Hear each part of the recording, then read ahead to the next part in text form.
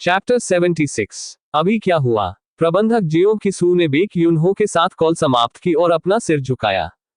यह पहले से ही काफी आश्चर्यजनक बात थी कि एक रैंकी हंटर पुनर्मूल्यांकन के लिए आगे आया, फिर भी व्हाइट टाइगर गिल्ड के मास्टर तुरंत उस परीक्षा के परिणाम के बारे में जानना चाहते थे। हो सकता है यहाँ सचमुच कुछ चल रहा हो। यह कोई और नहीं बल्कि बेक यूनहो ही था, और वह काफी गंभीर था, इसलिए जेओन किसू आश्चर्यचकित हुए बिना नहीं रह सका कि क्या कुछ बड़ा होने वाला था। लेकिन जल्द ही उसने उपेक्षापूर्वक अपना सिर हिला दिया। कोई रास्ता नहीं है। पुनः जागृति की घटना एक बहुत ही दुर्लभ घटना थी। कितने महीने हो गए थे। कुछ महीने पहले ये घटना घटी थी, जब पूरे एसोसिएशन में एक संभावित उम्मीदवार को लेकर हंगामा मच गया था, जो पुनर्जागृति से गुजरा था। निस्संदेह ये सब बहुत बड़ी बात नहीं थी। इससे ये स्पष्ट हुआ कि वास्तविक चीज कितनी दुर्लभ थी, और तथाकथित री-अवेकनिंग के बहुत सारे तथ्य केवल साधारण गलतफहमियों से अधिक कुछ नहीं निकले। मेरा मतलब है, ये सिर्फ एक या दो बच्चे नहीं हैं जो गलती से यह विश्वास करते हुए यहाँ आते हैं कि वे पुनः जागृति से गुजर चुके हैं, और केवल अपनी जेब से परीक्षण की लागत का भुगतान करने के बाद यहाँ से चले जाते हैं। शायद व्हाइट टाइगर गिल्ड से यहाँ किसी बात को लेकर गंभीर गलती हुई थी।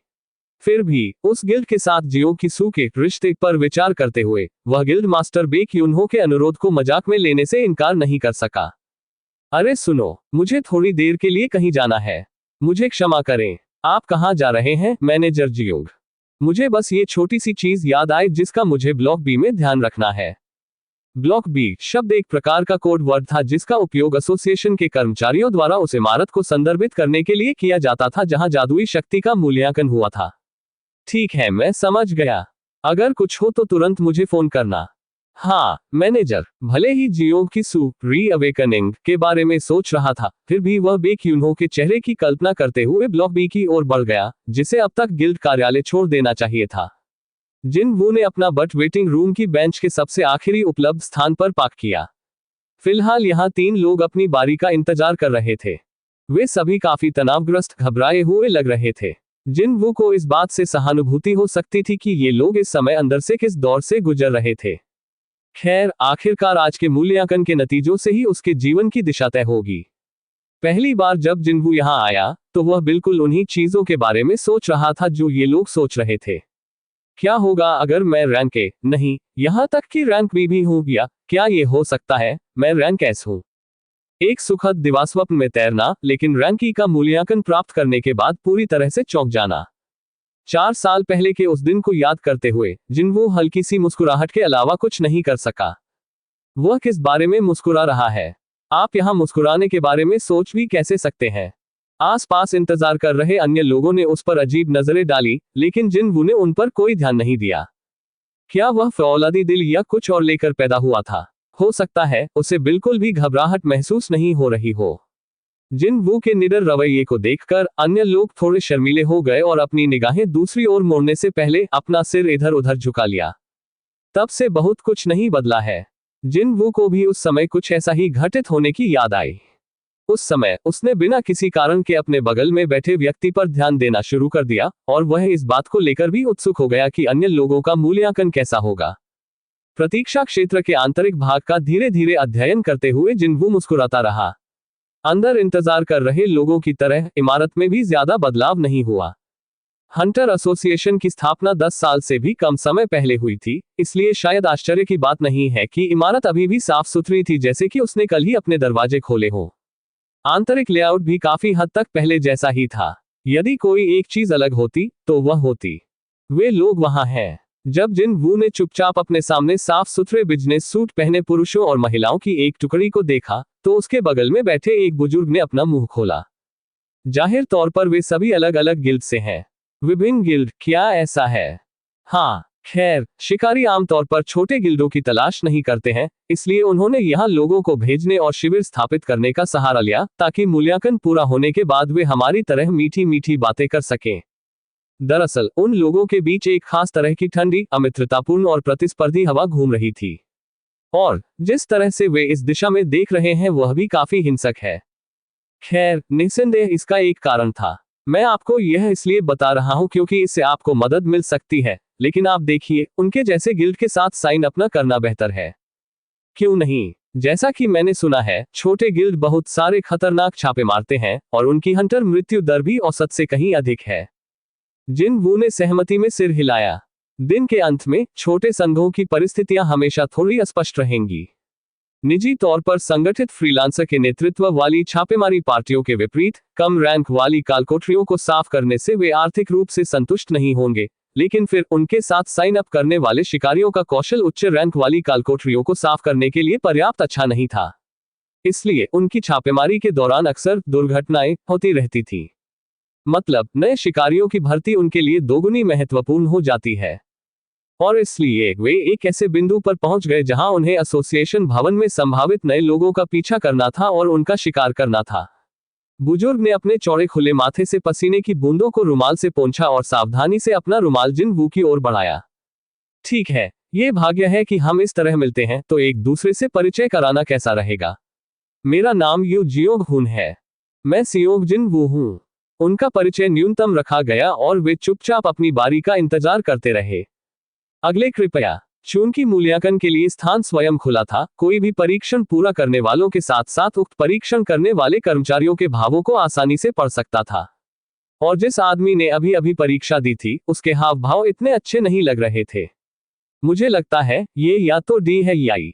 छोटे गिल्ड के उन लोगों ने भी जिन वू के समान ही सोचा होगा, क्योंकि उन्होंने तब भी कोई दिलचस्पी नहीं दिखाई जब एक जागृत व्यक्ति उनके ठीक सामने से गुजरा। क्या उनकी यह प्रतिक्रिया बहुत ईमानदार नहीं थी? जिन वू ने यह भी सोचना शुरू कर दिया कि क्या किसी के मूल्यांकन परिणाम का पता लगाने का कोई और अधिक विवेकपूर्ण तरीका है या नहीं। अगला कृपया। एक और नतीजा सामने आया। यह भी उतना अच्छा नहीं रहा होगा। इमारत से बाहर निकलते हुए जागृत के कदम भारी लग रहे थे, लेकिन वास्तव में यह पाठ्यक्रम के बराबर था। ठीक है, यदि उच्च रैंक वाले शिकारी बार बार दिखाई देते हैं तो उन्हें वैसे भी बड़ी रकम नहीं दी जाएगी। नियमित नागरिकों के लिए रैंक सी होना भी एक बहुत बड़ा जैकपॉट होगा। कोई अभी भी फ्रीलांसर रेड पार्टियों में प्रवेश करके अच्छा खासा पैसा कमा सकता है, या यदि किसी की किस्मत अच्छी है तो बड़े गिल्ड में प्रवेश करना भी एक व्यवहार्य विकल्प है। दरअसल व्हाइट टाइगर गिल्ड के नए रंगरूटों में 4 रैंक सी थे, है ना। यदि कोई सफलतापूर्वक एक बड़े गिल्ड में प्रवेश करने में कामयाब हो जाता है, तो ये काफी हद तक गारंटी है कि आप डॉक्टरों या वकीलों के समान वार्षिक वेतन अर्जित करेंगे। जिन वू के बगल में बुजुर्ग ने फिर से बात की। मैंने सुना है कि एक बड़े गिल्ड के साथ हस्ताक्षर करने पर आपको ढेर सारा पैसा अग्रिम रूप से मिलेगा। बुजुर्ग का हाथ, जो अभी भी रुमाल पकड़े हुए था, धीरे से कांपने लगा। दरअसल आप देखिए, मुझ पर कुछ पैसे बकाया हैं। उसके कारण मुझे अपनी छोटी बच्ची से अलग होना पड़ा और कुछ समय के लिए अकेले रहना पड़ा। शायद इसकी वजह ये है, लेकिन मैं वास्तव में घबराया हुआ महसूस कर रहा हूँ। बुजुर्ग ने भव्य रूप से फड़फड़ाने से पहले खुद से बुदबुदाया और जल्दी से अपना सिर जिन वू की ओर झुका दिया। अभी अभी मिले किसी अजनबी से कुछ अनावश्यक कहना। मैं थोड़ा बदनाम हूँ, है ना। आप देखिए, जब मैं घबरा जाता हूँ तो बहुत सारी बातें करने लगता हूँ। ठीक है। जिन वू धीरे से मुस्कुराया और अपना सिर भी नीचे कर लिया। बुजुर्ग ने गहरी सांसें लेना जारी रखा, मानो इस धारणा को पुष्ट करने के लिए कि घबराहट महसूस करने की उसकी पहले की घोषणा कोई अतिशयोक्ति नहीं थी। इस बीच एक और जागृत व्यक्ति बाहर चला गया और अगला कृपया इस ओर आए। और ये बुजुर्ग की बारी थी। हालांकि बुजुर्ग ने सावधानी से जिन वू की आस्तीन को हिलाया, उसका चेहरा ठंडे पसीने से भर गया। क्या वह कहीं बीमार महसूस कर रहा होगा, जिन वू ने सोचा। क्या आप ठीक महसूस कर रहे हैं? जिन वू ने पूछा, उसकी आवाज चिंतित लग रही थी। बुजुर्ग ने सिर हिलाया। नहीं नहीं, ऐसा नहीं है, लेकिन क्या आपको पहले आगे बढ़ने में कोई आपत्ति है? मैं अभी बहुत तनाव में हूं, आप देखिए। बुजुर्ग सचमुच हताश लग रहा था। जब कोई कतार में अपना स्थान छोड़ना चाहता था तो क्या मना करने का कोई कारण था? जिन वू ने तुरंत प्रस्ताव स्वीकार कर लिया। यदि ये कुछ मिनट उसके शेष जीवन को निर्धारित करते हैं तो कोई भी घबरा जाएगा। जिन वू बुजुर्ग के बजाय खड़े हुए और एसोसिएशन कर्मचारी के पास चला गया। कर्मचारी ने व्यावसायिक ढंग से बात की। आपका क्या नाम है? सियोंग जिन वू। मिस्टर सियोंग जिन वू, सही। कृपया अपना हाथ वहां काले रंग के पैनल पर रखें और थोड़ी देर प्रतीक्षा करें। निर्देश का पालन करते हुए जिन वू मापने वाले उपकरण के पास गया और अपना हाथ काले पैनल पर रखा। इस व्यक्ति का मूल्यांकन पहले ही जागृत रैंकी के रूप में किया जा चुका है।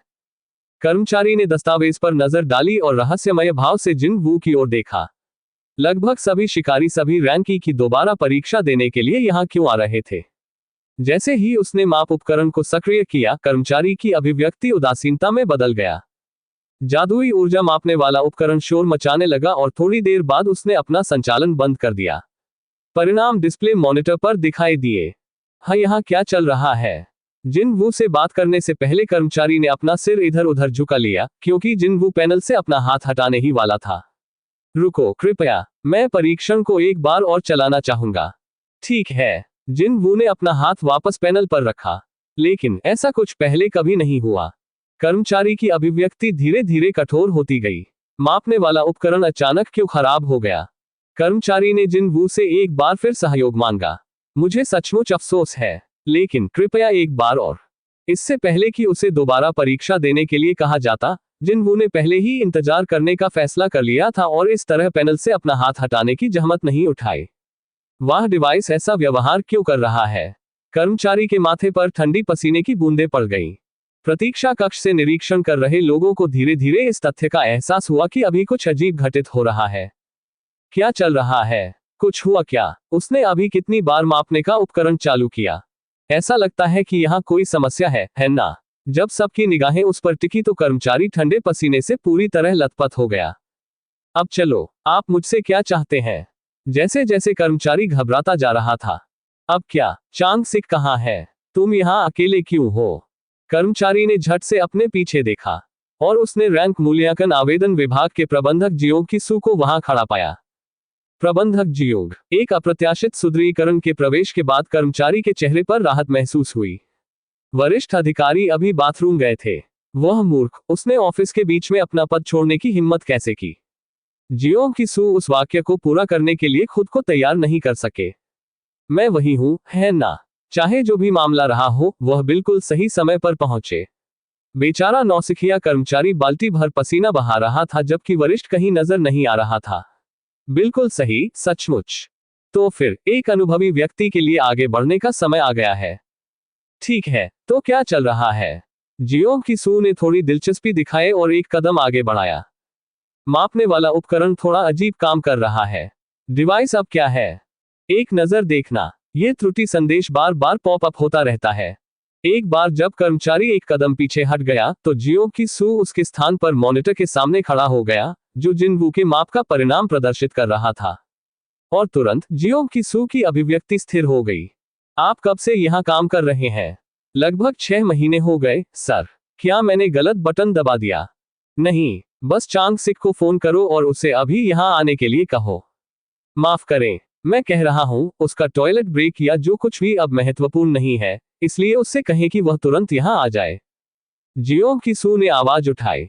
कर्मचारी ने झेपते हुए पूछा, क्या बात है मैनेजर? यह कोई त्रुटि संदेश नहीं है, लेकिन ये कह रहा है कि मापना असंभव है। क्या आप नहीं समझते कि इसका क्या मतलब है? लेकिन वह कोई त्रुटि संदेश नहीं था। हर एक नौसिखिया कर्मचारी इतना मूर्ख क्यों था? जियोंग की सू की नजर कर्मचारी से हटकर मूल्यांकन परीक्षा दे रहे व्यक्ति पर पड़ी। ऐसी बात कैसे हो सकती है? सेओंग जिनवू, व्हाइट टाइगर गिल्ड के मास्टर, इस व्यक्ति के पुनर्नियुक्ति मूल्यांकन परिणामों के बारे में जानना चाहते थे। जेओंग की सू की नजर सेओंग जिनवू पर टिकी रही क्योंकि उसने नौसिखिया कर्मचारी से बात करने के लिए अपना मुंह खोला। अबे साले, इस संदेश का अर्थ है कि यह उपकरण उस व्यक्ति की जादुई शक्ति को नहीं माप सकता है। माफ करें, लेकिन इसका मतलब यह नहीं है। क्या इस नौसिखिया ने कहा कि उसे यहाँ काम करना शुरू किए लगभग 6 महीने हो गए हैं? 6 महीने के बारे में भूल जाए, पिछले 2 वर्षों में ऐसा कुछ नहीं हुआ था, इसलिए निश्चित रूप से एक नौसिखिया कर्मचारी को पूरी तरह से बेखबर होते देखना बिल्कुल भी आश्चर्यजनक नहीं था। जवाब देते समय जियोंग की सू की आवाज कांप उठी। सही, वह एस रैंक का है। Rank S. ये रैंक व्यापक रूप से उपयोग में थी, इसलिए लोगों ने इसे वास्तविक आधिकारिक रैंक समझ लिया, लेकिन वास्तव में ये रैंक केवल उन जागृत लोगों के समूह के लिए अस्तित्व में थी जिन्हें किसी भी उपकरण द्वारा मापा नहीं जा सकता था। इसलिए तुरंत चांग सिक को बुलाओ।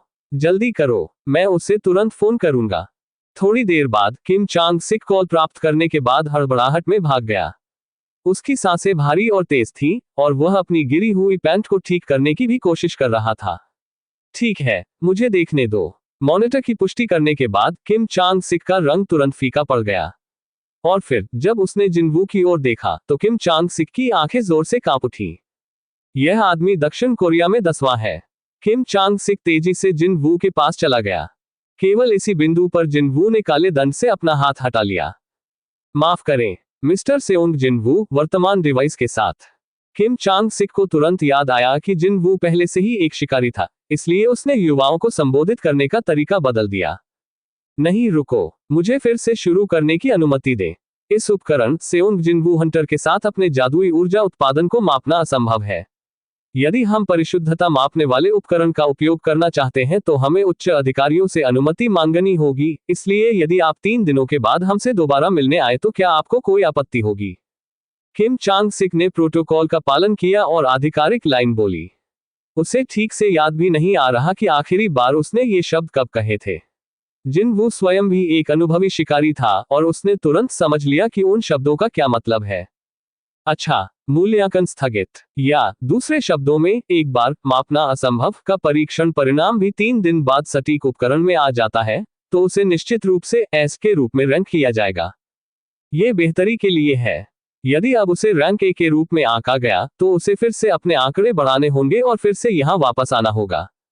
हालांकि पुनः जागृत होना पहले से ही एक अविश्वसनीय रूप से दुर्लभ बात थी, तो क्या होगा यदि वह ये कहे कि वह एक बार फिर जागृत हो गया है? लोग उनके पुनः जागरण को सौभाग्य के रूप में देखेंगे, लेकिन अगर ऐसा कुछ दोबारा होता है तो निस्संदेह उन्हें संदेह की निगाहें मिलेंगी। वह निश्चित रूप से कष्टप्रद जटिलताओं में फंसने और अपना बहुमूल्य समय बर्बाद होने से बचना चाहता था। घटनाओं के इस भाग्यशाली मोड़ को देखकर जिनवू ने अंदर ही अंदर राहत की सांस ली। और फिर जब वह जाने के लिए मुड़ा, बिल्डिंग के अंदर मौजूद सभी लोग उसे अजीब नजरों से देख रहे थे। मुझे पता है कि आप बेहद व्यस्त व्यक्ति हैं, इसलिए यदि आप व्यक्तिगत रूप से मुझसे मिलने नहीं भी आए तो भी ठीक रहेगा, क्या आप जानते हैं? फिर भी आप हंटर एसोसिएशन के एकमात्र हेड पाक हैं, तो मैं आपसे बात करने के लिए मात्र फोन का उपयोग करने का साहस कैसे कर सकता हूं? ये बिल्कुल सही और उचित है कि मैं आपसे व्यक्तिगत रूप से मिलने आऊं। चोई जोंग इन ने अपनी आंखों से मुस्कुराया और दूसरे व्यक्ति 40 वर्षीय चीफ पाक की ओर देखा, जिससे बाद वाले ने हल्की सी हंसी उड़ाई। पाक के सामने यह आदमी कौन था? वह कोई और नहीं बल्कि दक्षिण कोरिया के शीर्ष गिल्ड हंटर्स का नेतृत्व करने वाला व्यक्ति था। चोई जोंग इनको अल्टीमेट वेपन के नाम से भी जाना जाता है। उसका बस एक शब्द और देश की सबसे शक्तिशाली छापामार टीम एक कुशल, अच्छी तरह से तेल लगी मशीन की तरह जुट जाएगी। उस जैसा आदमी आपकी चापलूसी कर रहा था, तो किसी को इसके बारे में बुरा कैसे लग सकता है? चोई जोंग इन ने सिगरेट निकाली और पूछा, क्या ये ठीक रहेगा अगर मैं एक जला दूं? ओह, कृपया आगे जाएं। तुम्हारे बारे में क्या, चीफ पाक? मैं ठीक हूं, धन्यवाद। चोई जोंगेन आराम से सिगरेट पीते हुए एक ऐसे व्यक्ति की सांस ले रहा था जिसने अपने जीवन में बहुत पहले ही वह सब कुछ हासिल कर लिया था जो उसे हासिल करना था।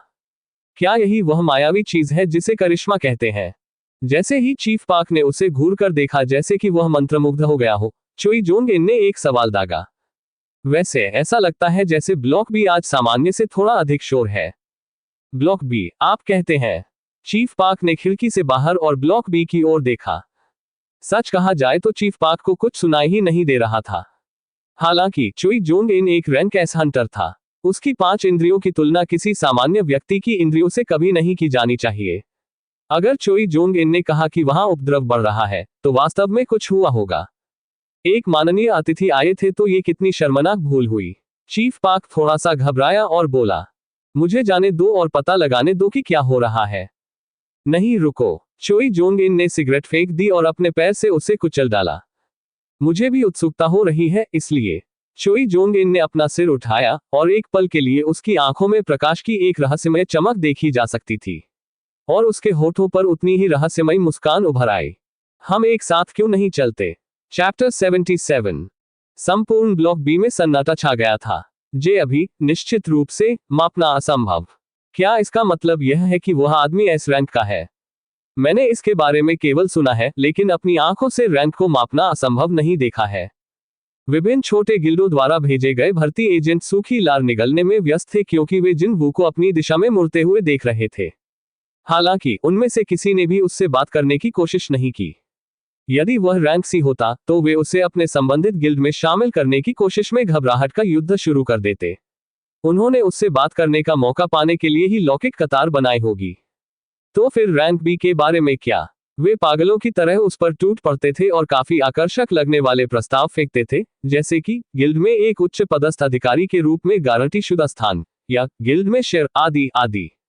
दर्शक संभवतः इसे संपूर्ण युद्ध या कुछ और के रूप में देखेंगे। खैर, बी रैंक वाले हंटर के मूल्य पर विचार करते समय, या इस तथ्य पर विचार करते समय, यह इतनी अजीब बात नहीं थी कि वे अपने गिल्ड जैसे उच्च रैंक वाले जागृत को लालच देकर मोटा बोनस प्राप्त करेंगे। आखिरकार बहुत सारे रैंक भी थे जो मीठी मीठी बातों में फंस गए। वे अजगर की पूंछ के बजाय सांप का सिर बनना पसंद करेंगे। हालांकि जब रैंक ए की बात आए तो कहानी बदल गई। रैंक ए को बड़े गिल्ड में प्रवेश करने पर बहुत सारे विशेषाधिकार दिए जाएंगे। छोटे से मध्यम गिल्ड को तो छोड़ ही दीजिए। मुख्य छापेमारी टीम के सदस्य के रूप में चुना जाना निश्चित था, और चूंकि मुख्य छापेमारी टीम केवल उच्च रैंक वाली कालकोठरियों को निशाना बनाती थी, इसलिए वित्तीय इनाम भी काफी बड़ा होगा। क्या वह सब था? यदि गिल्ड के प्रस्ताव आपकी पसंद के अनुरूप नहीं थे तो आप बस अपना स्वयं का गिल्ड स्थापित कर सकते थे और उसके मास्टर बन सकते थे। आप स्वयं एक छोटा या मध्यम गिल्ड बना सकते हैं, तो क्या उसके साथ हस्ताक्षर करने का कोई वास्तविक कारण था? वास्तव में रैंक के रूप में उस तरह का अस्तित्व था। यह आदमी जिसने अभी अभी अपनी जादुई ऊर्जा मापी थी, संभवतः एस रैंक का था। एक नहीं, बल्कि एस। ये कहना आसान बात हो सकती है, लेकिन सच तो यह है कि उस एक अक्षर का इस्तेमाल केवल देश में सबसे अच्छे जागृत लोगों को दर्शाने के लिए किया गया था, जिनमें से केवल 9 ही दक्षिण कोरिया में मौजूद थे। उस आदमी को मिलाकर 10 हो जाएंगे, है ना? 10वीं रैंक का एस हंटर। ये युवक कोई ऐसा व्यक्ति नहीं था जिससे विभिन्न छोटे संघों के मुखिया बात करने का प्रयास भी कर सके। नहीं, अब वे बस चुपचाप अपनी लार निगल सकते थे। वह सचमुच उनके लिए आसमान में एक पाए जैसा था। लेकिन ये तब था। जरा ठहरिए, क्या यह मेरा अवसर नहीं हो सकता? मुट्ठी भर तेज तर्रार स्काउट्स के मन में अचानक यह अद्भुत विचार आया, एक बिचौलिए के रूप में कार्य करना, इस नए रैंक एस को एक बड़े गिल्ड में मार्गदर्शन करना और अपने प्रयासों के लिए अच्छा भुगतान प्राप्त करना कैसा रहेगा? रैंक एस के लिए अनुबंध पर हस्ताक्षर करने का शुल्क आसानी से कम 10 अरब वॉन से अधिक होगा। उनके कमीशन के रूप में उस शुल्क का केवल 1% उनके वर्तमान गिल्ड को छोड़ने के लिए एक अच्छा प्रोत्साहन साबित होगा। और यदि कोई भाग्यशाली रहा और उस युवा की अच्छी पुस्तकों के आधार पर उसका निजी एजेंट बन गया, तो आप जीवन के लिए तैयार हो जाएंगे। क्या मुझे इसे आजमाना चाहिए? मेरी चांदी की जीभ किसी से कहीं भी नहीं हारेगी, इसलिए जैसे। क्या मुझे उठकर अंदर कूद जाना चाहिए? पलक झपकते ही सभी प्रकार के विचार स्काउट्स के दिमाग में आए और बाहर निकल गए। असफलता का उपहास थोड़े समय के लिए ही रहेगा, लेकिन सफलता की मिठास हमेशा बनी रहेगी। जैसे ही स्काउट्स ने चुपचाप अपने साथियों पर नजर डाली और आगे बढ़ने लगा, किसी ने अचानक ब्लॉक बी के प्रवेश द्वार की ओर इशारा किया। क्या ऐसा नहीं है? क्या ऐसा इसलिए था क्योंकि हर कोई पहले से ही बहुत तनाव में था? कोई भी यह नहीं बता सका कि यह सबसे पहले किसने किया। ऐसा प्रतीत होता है कि सभी ने अपनी निगाहें उस दिशा में घुमा ली जिस ओर सबसे पहले मुंह खोलने वाले व्यक्ति ने इशारा किया था। स्काउट्स की आंखें तुरंत फैल गईं। स्टाइलिश बिजनेस सूट पहने एक व्यक्ति ब्लॉक बी में प्रवेश कर रहा था। वहां मौजूद एक भी व्यक्ति ऐसा नहीं था जो उस व्यक्ति का नाम नहीं जानता हो। चोई जोंगिन। क्यों? हंटर्स का नेता यहां क्यों है? यकीन से चोई जोंगिन ने भीड़ की निगाहों को महसूस किया और जिनवू की ओर सीधे चलने से पहले अपने सूट को हल्के से ठीक किया। लेकिन क्या अलर्ट मिलने के बाद यहां पहुंचना उसके लिए बहुत जल्दी नहीं है? नहीं, 1 मिनट रुकिए। क्या उसने पहले ही हंटर्स के साथ साइन अप कर लिया है? क्या शिकारियों को उसके बारे में पता था? खैर, शीर्ष गिल्ड निश्चित रूप से दूसरे स्तर पर काम करता है। हाँ, जैसी आशा थी। उपस्थित सभी स्काउट्स ने आने वाले अपरिहार्य निष्कर्ष को सहजता से स्वीकार कर लिया। शायद ये राहत की बात थी कि उनमें से किसी ने भी आगे बढ़कर युवाओं से बातचीत करने की कोशिश नहीं की। ये कितना शर्मनाक होता जब उनमें से एक चिल्लाने लगता और चोई जोंगिन से टकरा जाता। अब जाकर उन्हें एहसास हुआ कि स्थिति ने क्या दिशा ले ली है। खैर, चोई जोंगिन के प्रवेश के साथ तस्वीर पूरी हो गई है। ये बहुत अच्छा है, ये सोचने के लिए कि हंटर्स गिल्ड के नेता ने व्यक्तिगत रूप से कदम उठाया है। दरअसल एस रैंक के लिए उपचार बाकियों से बिल्कुल अलग है। हालांकि स्काउट्स को थोड़ी निराशा महसूस हुई, फिर भी उसने दक्षिण कोरिया के शीर्ष गिल्ड के नेता की वहां के सर्वोच्च रैंक से सम्मानित जागृत लोगों से मुलाकात के इस दृश्य को देखा, जिनके चेहरे पर गर्मजोशी के भाव थे। वहीं दूसरी ओर जिनवू चोई जोंगिन के भव्य प्रवेश द्वार पर राहत की सांस ले रहा था। जान में जान आई। इतनी सारी जोड़ी आंखों से घूरने के बाद वह सोच रहा था कि आगे क्या करना है। लेकिन वह क्या अद्भुत समय था, वह आदमी अंदर आ रहा था और ध्यान बांट रहा था। जिन वू ने कुछ अप्रत्याशित मदद प्रदान करने के लिए मन ही मन चोई जोंग इन को धन्यवाद दिया और बस चोई जोंग इन के पास से चला गया। और चोई जोंग इन की आंखें आश्चर्य से चौड़ी हो गईं। ये सही नहीं हो सकता। चोई जोंग इन ने जल्दी से जिन वू को बुलाया। क्षमा करें, क्या आप एक सेकंड के लिए रुक सकते हैं? जिन वू ने चलना बंद कर दिया और देखने के लिए पीछे मुड़ा। जब चोई जोंग इन ने जिन वू के चेहरे की ओर देखा तो उसकी आंखें चमक उठी। यह आदमी 10वां है। चोई जोंग इन ने चीफ पाक के साथ मिलकर स्थिति की जांच करने या ऐसी ही किसी बात के बारे में चर्चा की, लेकिन सच्चाई ये थी कि उन्हें यहां आने से पहले ही पता चल गया था कि क्या हो रहा है। मेरा मतलब है, वे इसे मापना असंभव और डिवाइस में त्रुटि के बारे में इतनी जोर से चिल्ला रहे हैं, तो मैं उन्हें कैसे नहीं सुन सकता। हालांकि इसके लिए धन्यवाद, उन्हें यहां एक बड़ा अवसर दिया गया। ये लड़का रैंक एस था। एक रैंक एस। इस आदमी पर हस्ताक्षर करके हंटर्स गिल्ड फिर 3S रैंक की सेवाओं का दावा करेगा और दुनिया के सर्वश्रेष्ठ गिल्ड के साथ कंधे से कंधा मिलाकर चलने में सक्षम होगा। दक्षिण कोरिया में पाए जाने वाले गिल्ड की तो बात ही छोड़ दीजिए। वो उस संभावना पर कैसे लार नहीं टपका सकता था। मापने का उपकरण उधार लेने की भी कोई आवश्यकता नहीं है। बस उनकी नजरों की एक छोटी सी मुलाकात हुई और उसे तुरंत युवा की ताकत की गहराई का एहसास हो गया। बिना किसी संदेह के ये लड़का उच्चतम श्रेणी का शिकारी था। अरे, चोई जोंग इन को 3-4 दिनों तक इंतजार करने का कोई कारण नजर नहीं आया। चोई जोंग इन ने अपना गला साफ किया और अपनी ट्रेडमार्क मुस्कान बनाई। मैं चोई जोंग इन, हंटर्स गिल्ड का नेता हूं। बेशक जिन वू को ये पहले से ही पता था। खैर, आखिरकार जब भी टीवी चालू किया जाता था तो उस आदमी का चेहरा अक्सर देखा जा सकता था। जिन वू को थोड़ी देर के लिए आश्चर्य हुआ कि इतना प्रसिद्ध व्यक्ति एसोसिएशन में आने के बाद उससे बात करने की कोशिश क्यों कर रहा था, लेकिन खैर उसके पास स्पष्टीकरण मांगने की छूट नहीं थी। जिन वू ने एक दीवार पर लगी घड़ी पर नजर डाली। 6 बज चुके हैं। यदि वह उस समय के बारे में सोचता है जो उसे वहां जाने के लिए आवश्यक है, तो वह इसे बहुत करीब से काट रहा था। जब जिन वू ने एक अभिव्यक्ति बनाई जिसका अर्थ था, ठीक है, आपने अपना परिचय पूरा कर लिया है, इसलिए आप जो कहना चाहते हैं उसे जल्दी करें। चोई जोंग इन थोड़ा घबरा गया क्योंकि उसने आगे बढ़ना जारी रखा। ठीक है, असल में मुझे पता है कि आपका अभी अभी जागृत रैंक मूल्यांकन हुआ है।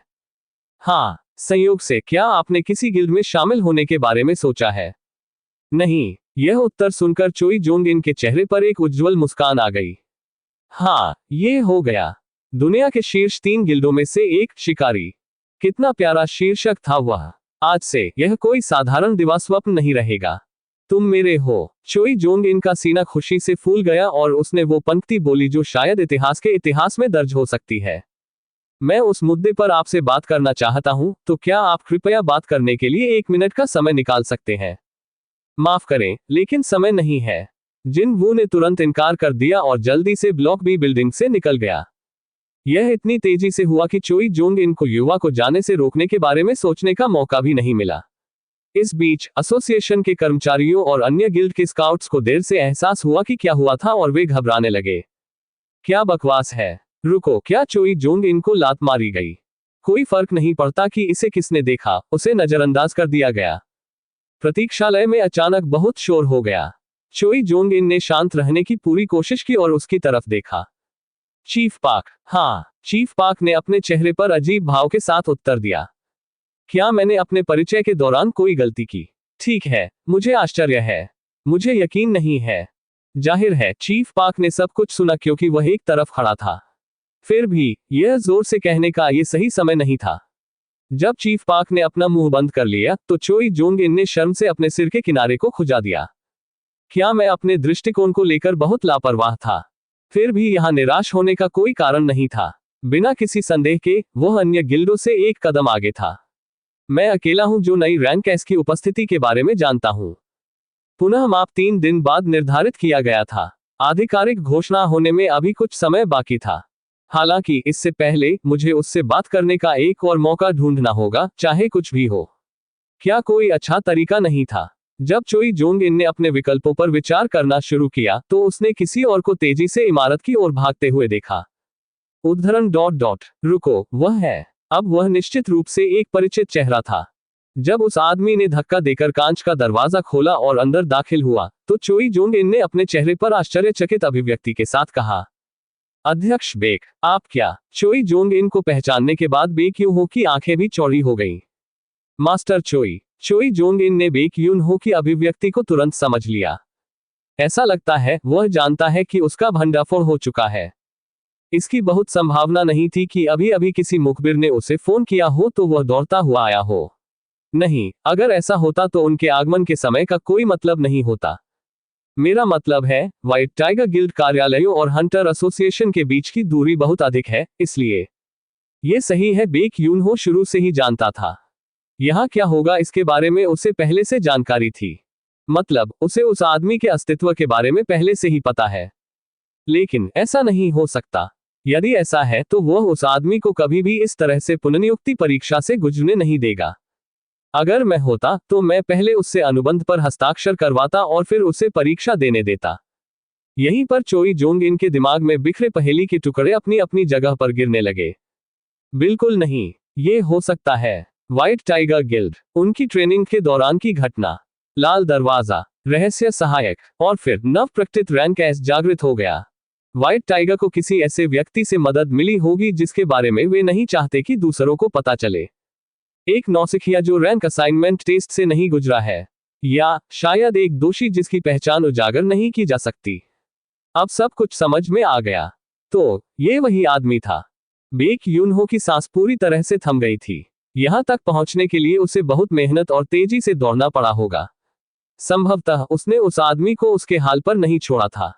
नहीं, व्हाइट टाइगर गिल्ड का मास्टर वास्तव में चाहकर भी उस युवक को नहीं रोक सका। चोई जोंग इन ने बेक यून हो को देखा और एक जानने वाली मुस्कान बनाई। आपने उसे अपनी उंगलियों से फिसलने दिया, क्योंकि वह बेक यून हो जैसा नहीं था। अवसर देने के लिए धन्यवाद। चोई जोंग इन ने और कुछ नहीं कहा और आराम से बेक यून हो के पास से चला गया। इस बीच बेक यून हो ने चारों ओर नजर डाली। वह जिन वू को कहीं भी नहीं देख सका। क्या मुझे बहुत देर हो गई है? बेक यून हो केवल चोई जोंग इन की ओर देख सकता था और धीरे से आह भर सकता था। कौन जानता था कि हंटर्स गिल्ड का मास्टर हंटर्स एसोसिएशन में होगा। बेक यून हो ने अपने सिर के पिछले हिस्से को खुजलाया और मन ही मन बुदबुदाया। चीजें अभी जटिल हो गई हैं। सियोल के इल्शिन अस्पताल में मुलाकात का समय शाम 8 बजे समाप्त हो गया। क्या आप रोगी पाक क्यूंग हाई के संरक्षक हैं? ये सही है। आप जा सकते हैं और उसे देख सकते हैं। क्या आप मुलाकात के घंटों के कट ऑफ समय के बारे में जानते हैं? हाँ, मुझे पता है। नर्सिंग स्टेशन पर अपनी बातचीत समाप्त करते हुए जिनवू तेजी से उस रोगी वार्ड की ओर चला गया जिसमें उसकी मां थी। उसके जल्दबाजी भरे कदमों के कारण वह कुछ देर बाद वहां पहुंच गया। जिनवू ने दरवाजा खोला और वार्ड में प्रवेश किया और चुपचाप उस बिस्तर के बगल वाली कुर्सी पर बैठ गया जिस पर उसकी मां लेटी हुई थी। वह गहरी नींद में लग रही थी। उसके इस तरह से ऐसा लगता है कि वह अब किसी भी क्षण जाग जाएगी। एक ऐसी नींद जिससे कोई जाग नहीं सका। यह एक नई प्रकार की बीमारी थी जो गेट्स के आगमन के साथ सामने आई। मैंने किसी से सुना है कि अकेले इस अस्पताल में 10 से अधिक मरीज एक ही बीमारी से पीड़ित हैं। जिन वू ने धीरे से अपनी मां का हाथ पकड़ लिया। मां, शुक्र है, ईंधन के रूप में जादुई क्रिस्टल का उपयोग करने वाली जीवन रक्षक मशीनें मां और उनके हाथ को बर्बाद होने से रोकने में कामयाब रहीं, भले ही वह कई वर्षों से कोमा में थीं। हालांकि जादुई क्रिस्टल महंगे थे।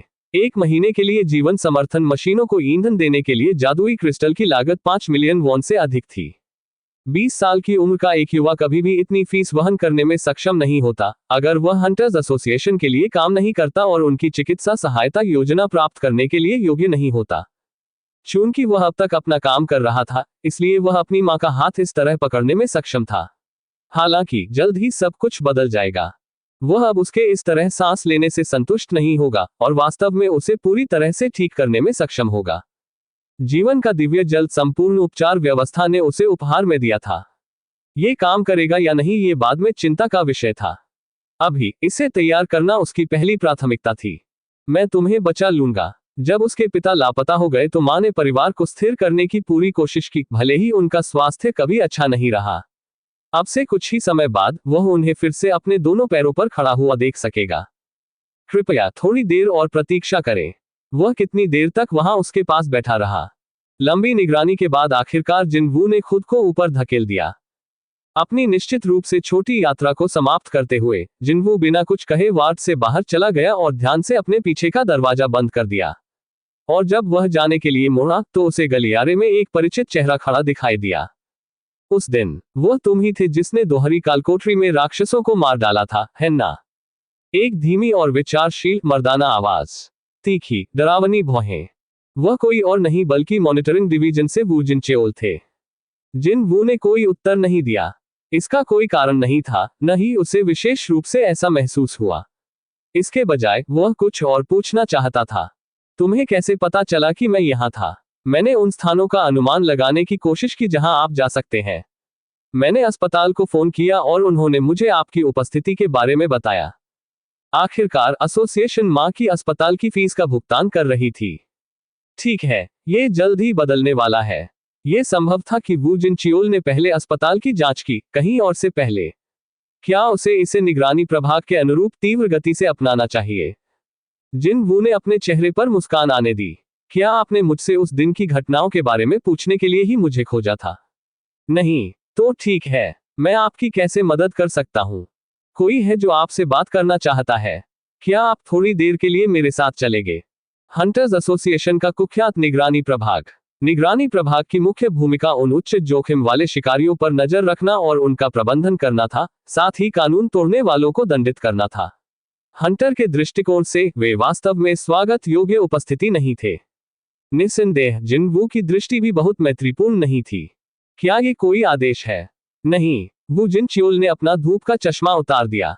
फिर उसने अपना सिर गहराई से झुकाया। उसकी आवाज पहले से कहीं अधिक गंभीर लग रही थी। मैं आपसे यह एहसान मांगना चाहता हूं। जिनवू को उम्मीद नहीं थी कि वू जिनचेओल अपने डरावने चेहरे और तमाम चीजों के साथ इस तरह का रवैया अपनाएगा। जिनवू ने यह पता लगाने का निर्णय लेने से पहले थोड़ा सोचा कि कौन उससे पहले मिलना चाहता है, कौन मुझसे बात करना चाहता है। तभी वू जिनचेओल ने अपना सिर उठाया। ये हंटर्स एसोसिएशन के अध्यक्ष गोह गनहुई हैं। वू जिनचेओल ने फिर अपने पीछे कोने की ओर इशारा किया और बोला, एसोसिएशन अध्यक्ष इस समय यहाँ है। चैप्टर 78 शिकारी संघ के अध्यक्ष का कार्यालय। गोह गनहुई की जांच करने वाले डॉक्टर के चेहरे के भाव इतने अच्छे नहीं थे। उसने गोह गनहुई की छाती से स्टेथोस्कोप हटा दिया। अध्यक्ष, ये कहने की जरूरत नहीं है, मैं आपके चेहरे के भाव से पहले ही बता सकता हूं। गोह गनहुई ने अपनी शर्ट के बटन लगाते हुए धीरे से मुस्कुराया। डॉक्टर कुछ भी कहने की स्थिति में नहीं था। राष्ट्रपति गोह गनहुई, आपकी सेहत कैसी है? आपका इस तरह घूमना अपने आप में एक चमत्कार है। फिर भी एसोसिएशन के अध्यक्ष ने नरमी बरतने के कोई संकेत नहीं दिए। वास्तव में उसके पास अस्पताल में रुकने का भी समय नहीं था और इसके बजाय उसका निजी डॉक्टर उसे देखने कार्यालय आया था।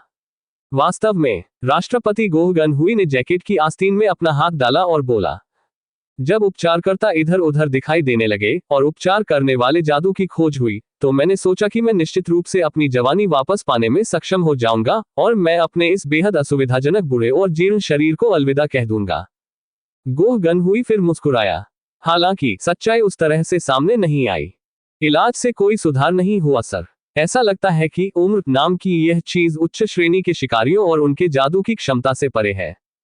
यदि मरहम लगाने वाले प्रकार के शिकारी जादू से किसी भी और सभी प्रकार की बीमारी को ठीक कर सकते हैं, तो इसमें कोई संदेह नहीं है देश का हर एक अस्पताल बंद हो गया होता और डॉक्टर भोजन के लिए भीख मांगते हुए सड़क पर आ गए होते। लेकिन सौभाग्य से या शायद दुर्भाग्य से ऐसी कोई घटना नहीं घटी। केवल पुनर्जनन को गति दे रहा है। उपचार का जादू केवल बाहरी चोटों को ठीक करने तक ही सीमित था। हालांकि जादू चमत्कारिक रूप से कटे हुए हाथ को वापस बढ़ा कर सकता है, लेकिन ये फ्लू से बीमार बच्चे के तापमान को कम नहीं कर सकता है। ठीक है, इसके लिए धन्यवाद। मैं बेरोजगार नहीं होने में कामयाब रहा। हालांकि डॉक्टर ने एसोसिएशन के अध्यक्ष को कार्यालय छोड़ने के लिए तैयार होते देखा। काश मैं राष्ट्रपति जितनी महान जादुई शक्ति उधार ले पाता और उन्हें पूरी तरह ठीक कर पाता। हालांकि उपचारात्मक जादू और आधुनिक चिकित्सा दोनों ही इस स्तर पर कुछ खास नहीं कर सके। ये डॉक्टर केवल अपनी सलाह दे सकता था। चाहे कुछ भी हो, आपको शांत रहना होगा सर। इसके अलावा आपको नियमित ब्रेक लेने की जरूरत है, भले ही वह थोड़ी देर के लिए ही क्यों ना हो। काश मैं भी ऐसा कर पाता। दुर्भाग्य से अगर उसने छुट्टी ले ली तो हंटर्स एसोसिएशन का क्या होगा? गोह गनहुई ने अपने शब्दों के स्थान पर अपनी कोमल हंसी का उपयोग किया। गोह गनहुई के बिना एक एसोसिएशन है ना। बड़े संघ इस समय भी और बड़ा होने के लिए भारी मात्रा में धन खर्च कर रहे थे। उनकी ताकत पहले से ही कुछ देशों की सैन्य ताकतों के बराबर थी। एकमात्र कारण जिसके कारण एसोसिएशन अभी भी इन गिल्डों के बीच अपनी ताकत दिखा सका, वह इसके अध्यक्ष के रूप में गोह गनहुई की उपस्थिति थी, इसलिए नहीं कि सरकार एसोसिएशन का समर्थन कर रही थी। जिस क्षण एसोसिएशन ने अपना असली तुरुप का इक्का खो दिया, शिकारी निरंकुश जंगली घोड़े बन गए और बेलगाम हो गए। बस अभी तक नहीं। हाँ, अभी नहीं। दरअसल वह अभी रिटायर नहीं हो सकता। एसोसिएशन ही एकमात्र रस्सी थी जो उन पर लगाम लगा सकती थी। कोई व्यवहार्य विकल्प न होने पर वह दृश्य छोड़ने के बारे में सोच भी कैसे सकता था। यह दिखाने के लिए कि एसोसिएशन कितना मजबूत और स्वस्थ है, मुझे रुकना ही होगा। रैंक एस अन्य सभी रैंकों से ऊपर है। सचमुच गोह गनहुई का नाम अवश्य ही था। तो उस समय तक उसे अवश्य। गोह गनहुई की एक दर्द भरी कराह फूट पड़ी। उसने अपनी छाती पकड़ ली और साफ सुथरी कमीज उसकी पकड़ में आकर सिकुड़ गई। राष्ट्रपति, ये लीजिए। डॉक्टर एक दर्द निवारक गोली और एक गिलास पानी साथ लाया। धन्यवाद। दर्द निवारक दवा खाने के बाद वह बमुश्किल अपनी हालत में वापस आ सका। यह तब था। उसके फोन पर एक घंटी बजी, लेकिन उसने आदेश दिया कि जब उनका डॉक्टर यहां आए तो कोई भी उन्हें परेशान न करे। गोह गनहुई ने थोड़ा सा गुस्सा किया और फोन उठाया। मैं इस समय अपने डॉक्टर के साथ हूं। तभी फोन के स्पीकर से उनके पुरुष पीए की जरूरी आवाज आई। क्षमा करें राष्ट्रपति, लेकिन ये खबर बहुत जरूरी है सर। क्या जापानियों ने दोबारा फोन किया? उन्होंने किया, लेकिन इसकी वजह ये नहीं है सर। गोह गनहुई की भौहें थोड़ी सी कांप गईं। जेजू द्वीप की चींटियों से भी बड़ी समस्या। बस ये क्या हो सकता है? बताओ क्या चल रहा है? इससे पहले कि गोह गनहुई का धैर्य खत्म हो जाए, पीए ने समय रहते जवाब दे दिया। मुझे अभी मूल्यांकन प्रभाग से फोन आया सर। मूल्यांकन प्रभाग से? क्यों? मूल्यांकन प्रभाग की भूमिका विभिन्न गेटों के साथ साथ नवजागृतों को रैंक प्रदान करना था। ऐसा विभाग अधिक परेशानी पैदा करने वाला संभावित उम्मीदवार नहीं होगा। या हो सकता है, क्या उन्होंने गेट का दर्जा देकर एक और गलती की? उस कर्ज के बारे में सोचते हुए जो उसे हाल ही में व्हाइट टाइगर गिल्ड को देना पड़ा था, गोह गनहुई की अभिव्यक्ति थोड़ी लड़खड़ा गई। लेकिन उसकी अप्रसन्नता थोड़े समय के लिए ही रही। पीए द्वारा दी गई खबर गोह गनहुई द्वारा अपेक्षित समस्या के दायरे को आसानी से पार कर गई। अभी मूल्यांकन प्रभाग में एक जागृत व्यक्ति प्रकट हुआ जिसे मापा नहीं जा सका। श्रीमान हंटर्स एसोसिएशन के अध्यक्ष गोह गनहुई। क्या मैंने वह बात सही सुनी? तभी जिन वू को अपनी ही सुनने की क्षमता पर संदेह हुआ। दक्षिण कोरिया में अक्सर सबसे शक्तिशाली शिकारी कहे जाने वाला एक व्यक्ति उससे बात करना चाहता था और इस अस्पताल तक उसका पीछा करता रहा। यह जरूर कोई मजाक होगा। जैसे ही जिन वू वहां खड़ा था और पूरी तरह से आश्वस्त नहीं था, वू जिन चेओल ने उसके पीछे इशारा किया और बिंदु को आगे बढ़ाया। हाँ, एसोसिएशन अध्यक्ष यहाँ है।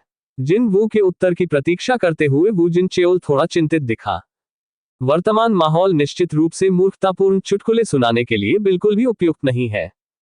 वह सच ही कह रहा होगा। गोह गनहुई जैसा कोई व्यक्ति उसकी तलाश क्यों कर रहा था? एक शक्तिशाली जिज्ञासा ने अचानक जिन वू के दिमाग पर आक्रमण कर दिया। केवल एक चीज जिसके बारे में वह सोच सकता था वह थी उसके द्वारा दी गई रैंक पुनर्असाइनमेंट परीक्षा का परिणाम। क्या यह मुझे एसोसिएशन के साथ हस्ताक्षर करने के लिए लुभाने के लिए है? हालांकि एसोसिएशन एक गैर लाभकारी संगठन था। इसका अध्यक्ष केवल एक अकेले शिकारी की तलाश के लिए मॉनिटरिंग डिवीजन के शीर्ष एजेंट के साथ आना जरूरी नहीं है। इसके अलावा जिन वू ने अभी तक अपना मूल्यांकन भी समाप्त नहीं किया था। जितना अधिक उसने इसके बारे में सोचा, वह राष्ट्रपति के कारणों के बारे में उतना ही अधिक उत्सुक हो गया। ठीक है, मैं जिन वू अंततः सहमत हो गया। वू जिन चेओल ने ऐसी उज्ज्वल अभिव्यक्ति बनाई कि एक सेकंड पहले की चिंता एक लंबे समय से भूले हुए झूठ की तरह लग रही थी। आपका बहुत बहुत धन्यवाद। तभी उसकी आवाज अविश्वसनीय रूप से गंभीर लग रही थी। चेहरे की उस पथरीली दीवार के साथ यह बुजुर्ग भी ऐसे भाव बना सकता है। जिन वो अंदर से आश्चर्यचकित था क्योंकि वह वू जिन चेओल के पीछे चल रहा था। जब वे कोने से गुजरे तो उन्होंने प्रतीक्षा कक्ष की एक कुर्सी पर एक बूढ़े व्यक्ति को बैठे देखा। तो ऐसा होना ही चाहिए। जिन वू ने अपनी लार निगल ली। एस रैंक हंटर गोह गनहुई, जिसे आकाश के ऊपर आकाश के नाम से भी जाना जाता है। जिन वू की खोज के बाद गोह गनहुई सीट से उठ खड़ा हुआ। आपको सेओंग जिन वू हंटर होना चाहिए। उसकी उम्र भले ही 80 साल से अधिक हो, लेकिन उसका शरीर अभी भी काफी अद्भुत था। वास्तव में उसका आकार किसी सेवानिवृत्त पेशेवर पहलवान या पारंपरिक पहलवान की याद दिलाता था। हालांकि उसने ऐसी कोई भी प्रभावशाली आभा नहीं बिखेरी जिसकी कोई ऐसे व्यक्ति से अपेक्षा कर सकता है। यह आश्चर्य की बात है। उसकी शक्ल सूरत या उसकी स्थिति के आधार पर जिनवू को उम्मीद थी कि वह थोड़ा शराबी, एक तरह का अड़ियल व्यक्ति होगा, फिर भी उस आदमी के साथ आए लोगों के चेहरे पर डरावने भाव थे। हाँ, मैं सियोंग जिनवू हूँ, जिनवू ने उत्तर दिया। गो गनहुई ने उज्ज्वल चेहरे के साथ अपना हाथ मिलाने के लिए बढ़ाया। आपसे परिचय होना खुशी की बात है। मैं गो गनहुई हूँ। दोनों व्यक्तियों ने थोड़ी देर हाथ मिलाया। गो गनहुई ने प्रतीक्षा क्षेत्र में कुर्सियों की ओर इशारा किया, जो पहले से ही इस तरह से पुनर्व्यवस्थित थी कि वहां बैठे लोग एक दूसरे को देख सके। सीटें लेने के बाद हम बातचीत क्यों नहीं करते? धन्यवाद। जिनवू पहले बैठ गया और गो गनहुई ने भी खुद को विपरीत कुर्सी पर खड़ा कर लिया। जिनवू की नजर अनजाने में गो गनहुई की जैकेट पर लगे सुनहरे बैज पर पड़ी। ये व्यक्ति वर्तमान में नेशनल असेंबली के सदस्य के रूप में और साथ ही एसोसिएशन के अध्यक्ष के रूप में भी कार्य करता है, और उसके शीर्ष पर एक रैंक एस भी लिखा था। गो गनहुई कोई ऐसा व्यक्ति नहीं था जिससे कोई भी सिर्फ इसलिए मिल सकता था क्योंकि वह मिलना चाहता था। कोई उन लोगों की संख्या भी गिन नहीं सकता जो इस आदमी से बात करना चाहते थे, चाहे वे वित्तीय और राजनीतिक दुनिया के दिग्गज हो या अन्य देशों के बड़े लोग। यही कारण है कि जिनवू अब और भी अधिक उत्सुक हो रहा था। गो गनहुई जैसा कोई व्यक्ति इतनी तत्परता से उसकी तलाश क्यों कर रहा था? और अब जब उसने इसके बारे में सोचा, चोई जोंग इन के बाद गो गनहुई की बारी है। बस एक ही दिन में उसकी मुलाकात दो ऐसे व्यक्तियों से हुई जो गर्व से लगातार सर्वश्रेष्ठ होने का दावा कर सकते थे, भले ही उसे अभी तक आधिकारिक तौर पर रैंक एस के रूप में पुष्टि नहीं की गई थी। गो गनहुई ने बोलना शुरू किया, मैं आपको नवीनतम रैंक एस हंटर बनने पर बधाई देना चाहता हूं। जिनवू ने अपना सिर झुका लिया, लेकिन पुनर्नियुक्ति परीक्षा का परिणाम अभी तक सामने नहीं आया है। गो गनहुई ने तुरंत अपना सिर हिलाया। दरअसल परीक्षण का अपने आप में कोई खास मतलब नहीं है। माफ करें। जबकि जिनवू ने एक भ्रमित अभिव्यक्ति बनाई, गो गनहुई एक सौम्य मुस्कान बना रहा था। सच्चाई यह है कि तथाकथित सटीक माप उपकरण का उपयोग किसी की शक्तियों के स्तर पर एक महीन रेखा खींचने के लिए किया जाता है। इसे किसी ऐसी चीज को समझने के लिए डिजाइन नहीं किया गया है जो पहले से ही अन्य डिवाइस की मापने की क्षमता के दायरे को पार कर चुकी है। तो फिर कैसे? क्या आप मुझसे पूछना चाहते हैं कि हमने पुनर्मूल्यांकन नामक एक और प्रक्रिया क्यों बनाई? दरअसल वो यही पूछना चाहता था। यदि अंतिम परिणाम वही होने वाले थे तो एक और बोझिल प्रक्रिया से क्यों गुजरना पड़ा? गो गनहुई ने सीधे सीधे जवाब दिया, ऐसा इसलिए है क्योंकि हम रियायती अवधि की तलाश में थे। एक रियायती अवधि। इससे पहले कि जिनवू ये पूछ पाता कि इससे उसका क्या मतलब है, गो गनहुई ने कुछ हद तक शर्मिंदा होते हुए पहले बात की। यह एक ऐसा अवसर बनाने के लिए है जहां हम आप जैसे किसी व्यक्ति से मिल सके और बात कर सके। सेओंग जिनवू हंटर एसोसिएशन के अध्यक्ष की बात सुनकर जिनवू ने अंततः इसका समाधान निकाला। जैसा कि आप अच्छी तरह से जानते होंगे, हमारे आकार की तुलना में एसोसिएशन में डिवीजन चीफ वूजिन चेओल जैसे कई उत्कृष्ट शिकारी नहीं है। ऐसा बड़े संघों के कारण था, और यह बड़े संघों के कारण है। लेकिन निश्चित रूप से, जिनवू ने सिर हिलाया, एक बड़े गिल्ड के साथ साइन अप करना आपको मोटे वेतन और प्रसिद्धि की गारंटी देता है, तो कौन एसोसिएशन के लिए आना और काम करना चाहेगा? एसोसिएशन के शिकारियों का वेतन किसी भी तरह से कम नहीं था। लेकिन फिर जब बड़े गिल्डों के लिए काम करके संभावित कमाई की तुलना की जाती है, तो वेतन दयनीय रूप से दयनीय था। प्रसिद्धि के संबंध में भी यही कहानी थी। कुछ लोग ऐसे हैं जो एक बड़ी गिल्ड की मुख्य छापेमारी टीमों के प्रत्येक सदस्य के नाम बता सकते हैं, लेकिन आपको किसी ऐसे व्यक्ति को ढूंढने में बहुत कठिनाई होगी जो हमारे डिवीजन चीफ वूजिन चेओल का नाम जानता हो। मुख्य छापेमारी टीम के सदस्य शब्द सुनकर जिनवू को रैंक ए हंटर किम चेओल की याद आई। उसकी परसेप्शन स्टेट ने उसे दूसरे की क्षमता को समझने की अनुमति दी। जिनवू के दृष्टिकोण से वूजिन चेओल निश्चित रूप से किम चेओल से एक स्तर ऊपर था। वे दोनों अज रैंक के हो सकते हैं, लेकिन उनके कौशल में अंतर बिल्कुल स्पष्ट है। जिनवू ने वूजिन चेओल पर गहराई से नजर डाली। शायद एसोसिएशन के अध्यक्ष की प्रशंसा और जिनवू की नजर को बोझिल पाते हुए वूजिन चेओल ने अपना सिर नीचे कर लिया, थोड़ा निराश दिखा। परंतु फिर, यदि किम चेओल ने उस दुर्घटना का सामना किए बिना हंटर के रूप में अपनी शुरुआत की होती, तो उसने बहुत अधिक पैसा कमाया होता और वूजिन चेओल की तुलना में कहीं अधिक प्रसिद्ध हो गया होता। एसोसिएशन के लिए काम करने वाले एक हंटर और एक बड़े गिल्ड में हस्ताक्षरित किसी व्यक्ति के बीच यही अंतर था। और इसलिए यदि कोई वास्तव में असाधारण जागृत व्यक्ति एसोसिएशन का दौरा करने का निर्णय लेता है तो हम एक योजना लेकर आए हैं। तो फिर वो पुनर्मूल्यांकन परीक्षा होगी। तो ये बात पक्की। यदि मूल्यांकन का परिणाम सार्वजनिक रूप से उपलब्ध कराया जाता और हर जगह फैलाया जाता, तो क्या एसोसिएशन के पास इस तरह का दृष्टिकोण बनाने का मौका होता? ये निश्चित रूप से समझ में आया। मैं इधर उधर नहीं घूमूंगा और मुद्दे पर आऊंगा। इससे पहले कि किसी की नजर इस पर पड़े, एसोसिएशन के अध्यक्ष के चेहरे पर अब वह गर्मजोशी भरी मुस्कान नजर नहीं आ रही थी। हम एक निगम नहीं है, इसलिए हम आपसे बहुत सारा पैसा देने का वादा नहीं कर सकते। गो गनहुई ने अपनी मुट्ठी बढ़ाने से पहले जो किसी चीज को पकड़ रही थी, अपनी छाती को छुआ। हालांकि हम आपकी अलग तरीके से मदद कर सकते हैं। मुझे ठीक से समझ नहीं आया। मैं यहाँ जो कह रहा हूँ वह ये है कि हम आपको एक बहुत ही अलग दिशा में मार्गदर्शन करने में मदद कर सकते हैं, सेउंग जिनवू। उसकी बंद मुट्ठी धीरे धीरे खुल गई। गो गनहुई की हथेली पर एक सुनहरा बिल्ला चमक रहा था। राजनीतिक शक्ति। उसके बाद भी जिनवू ने संदिग्ध अभिव्यक्ति बनाए रखी। मुझे अभी भी ठीक से समझ नहीं आया है। क्या आपके पास मेरे लिए इतनी दूर जाने का कोई कारण है? यह एक वैध प्रश्न था। जब गो गनहुई जिनवू को घूरता रहा तो उसकी आंखों में एक चमक उठी। सोचने के लिए ये युवा अभी भी शांति से पूछ सकता है कि उसके मन में क्या है, मेरी पृष्ठभूमि से डरे बिना या अपनी आंखों के सामने संभावित लाभ से प्रभावित हुए बिना। क्या मैं बहुत जल्दी में था? क्या कभी किसी ने यह नहीं कहा था, उम्र के साथ धैर्य कम होता जाता है? वह अवधारणा निश्चित रूप से गलत नहीं थी। गो गनहुई ने अपनी मुस्कान दबा दी और आगे बढ़ता रहा। आप 5 गिल्डों के बारे में जानते हैं? हाँ। कोई उनके बारे में कैसे नहीं जान सकता? जिनवू ने चुपचाप अपना सिर हिलाया। वर्तमान में आप पाएंगे कि दक्षिण कोरिया में 5 बड़े ड्रैगन के सिर एक नाजुक संतुलन में बंद है। राजधानी के चारों ओर शिकारी, सफेद बाघ और रीपर, और ग्रामीण इलाकों में शाइनिंग स्टार और नाइट ऑर्डर। यदि आप 5 गिल्डों में से किसी एक में प्रवेश करने का निर्णय लेते हैं, तो इससे कोई फर्क नहीं पड़ता कि कौन सा है, नाजुक संतुलन टूट जाएगा और सब कुछ बदल जाएगा। अब भी बड़े संघों की स्थिति और अधिकार आसमान छू रहे थे। हालांकि क्या होगा यदि उनमें से एक अन्य रैंक एस हंटर को साइन अप करने में कामयाब रहा और उसे और भी ऊंची उड़ान भरने के लिए स्प्रिंगबोर्ड के रूप में इस्तेमाल किया? क्या वे अब एसोसिएशन की बात सुनेंगे? एसोसिएशन की एकमात्र भूमिका शक्ति का उपयोग करके शिकारियों के बीच संतुलन का केंद्र बने रहना था। शिकारियों को कानूनों और विनियमों और अभियोजन के खतरे से नियंत्रित करना और बांधना बिल्कुल अपर्याप्त है। जिनवू ने भी पहले ऐसा ही सोचा था।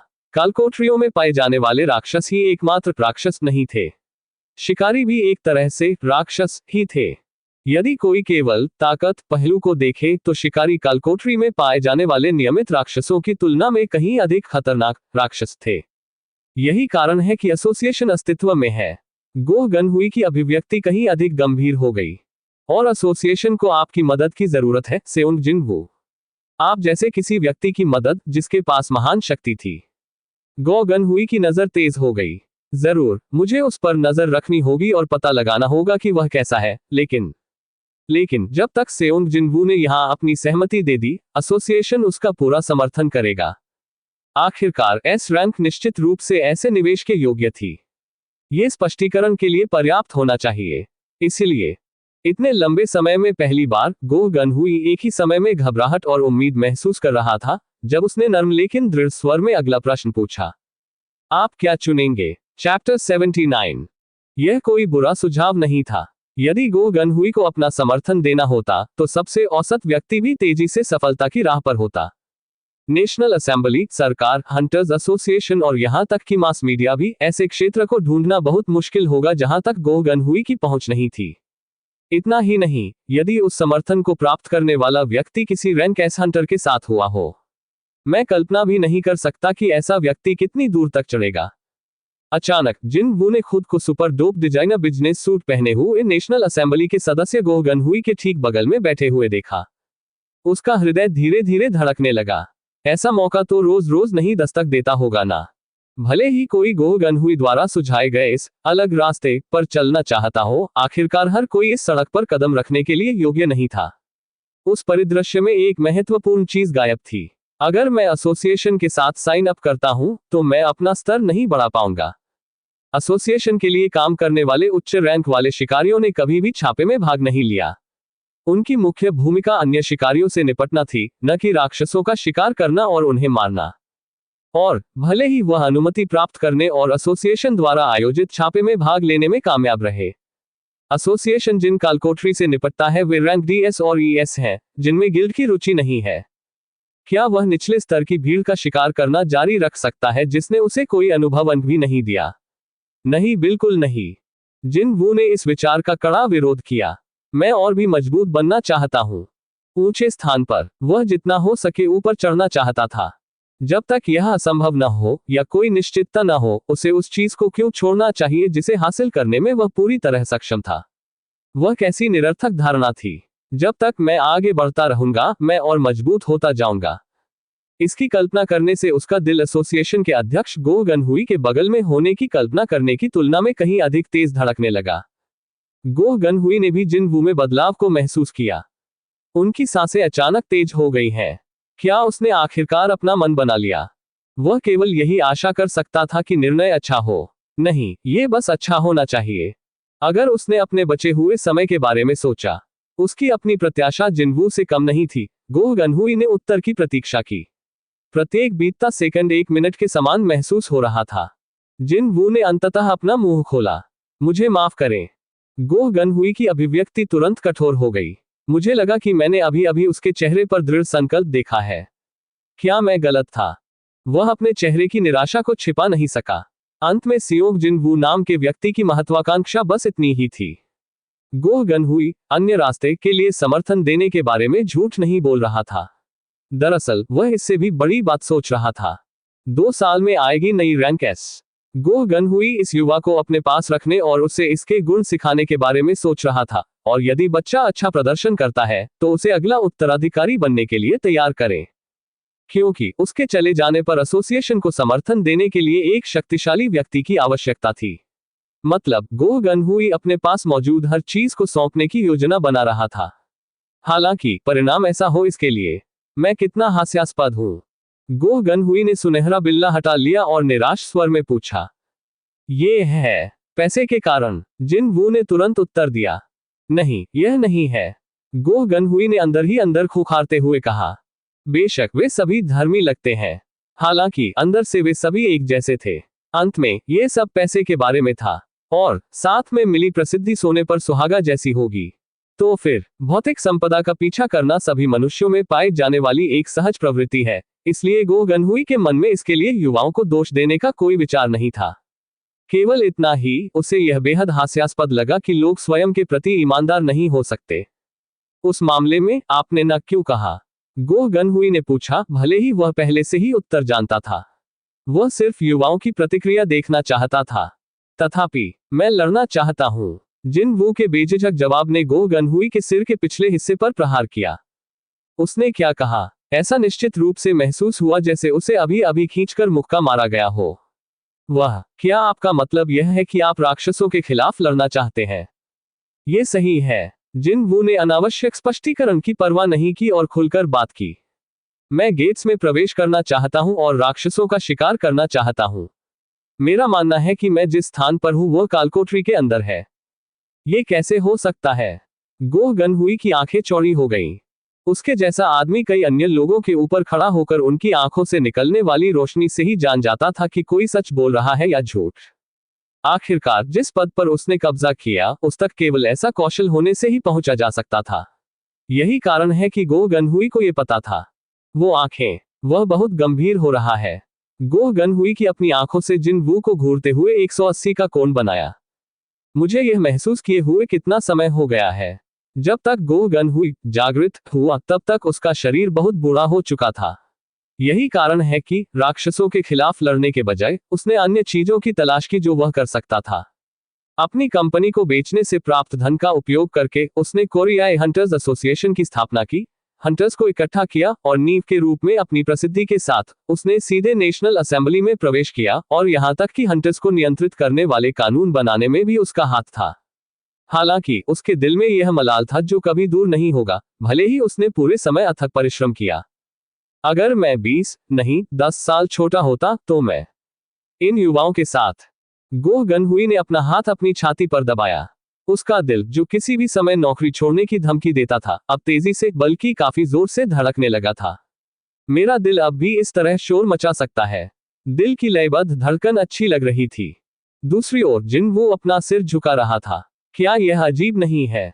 उसने गो गनहुई के सुझाव को अस्वीकार कर दिया। इस प्रक्रिया में एसोसिएशन के साथ टकराव के लिए खुद को पूरी तरह से तैयार कर लिया, फिर भी राष्ट्रपति इसके बजाय किसी बात से खुश दिखे।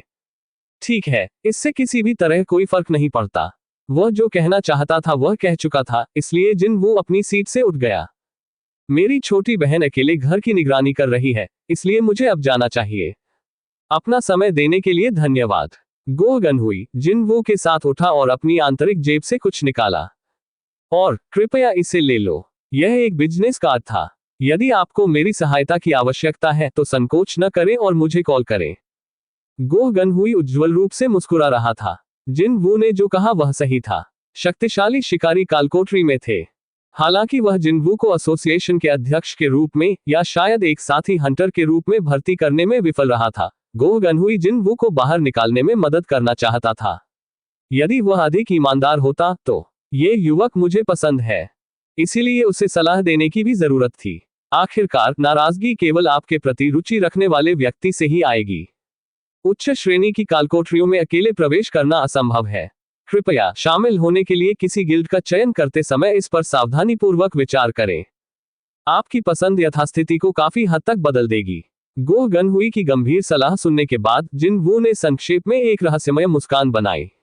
धन्यवाद। जिनवू ने बिजनेस कार्ड को अपने बटुए में रखा, हल्के से गो गनहुई और वू जिन चेओल की ओर झुका और प्रतीक्षा क्षेत्र से बाहर चला गया। आह भरते हुए गो गनहुई कुर्सी पर गिर पड़ा। क्या आप ठीक हैं, सर? वू जिन चेओल ने अनुमान लगाया कि गो गनहुई को अच्छा महसूस नहीं हो रहा है और वह तुरंत अपने बॉस के पास गया। हालांकि गो गनहुई मुस्कुराया और उसका हाथ दूर कर दिया। नहीं, मैं ठीक हूं। दरअसल वो बहुत ठीक था। ये कितनी आनंददायक मुलाकात थी, इतने लंबे समय में पहली बार।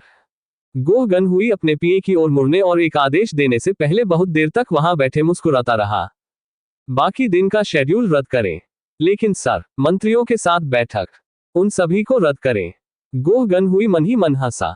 मैं इस अच्छी भावना को उन छोटी सोच वाले बेवकूफों पर बर्बाद नहीं करना चाहता। वह कम से कम आज के लिए इस लंबे समय तक चलने वाले फील गुड रवैये को बरकरार रखना चाहता था। अचानक गो गनहुई ने अपनी नजर वू जिन चेओल पर डाली। राष्ट्रपति के चेहरे पर शायद ही कभी देखी जाने वाली मुस्कान देखकर वू जिन चेओल भी थोड़ा उत्साहित महसूस करने लगा।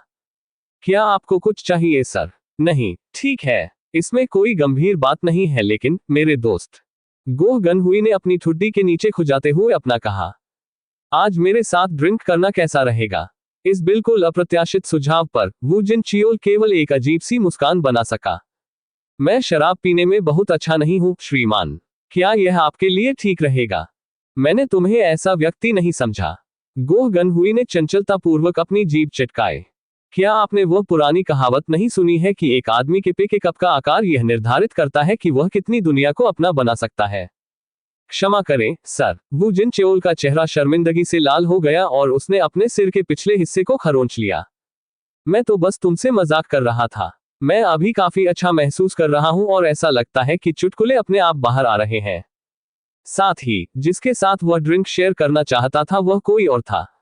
गो गनहुई की नजर गलियारे के अंत की ओर चली गई जहां से जिनवू गायब हो गया था।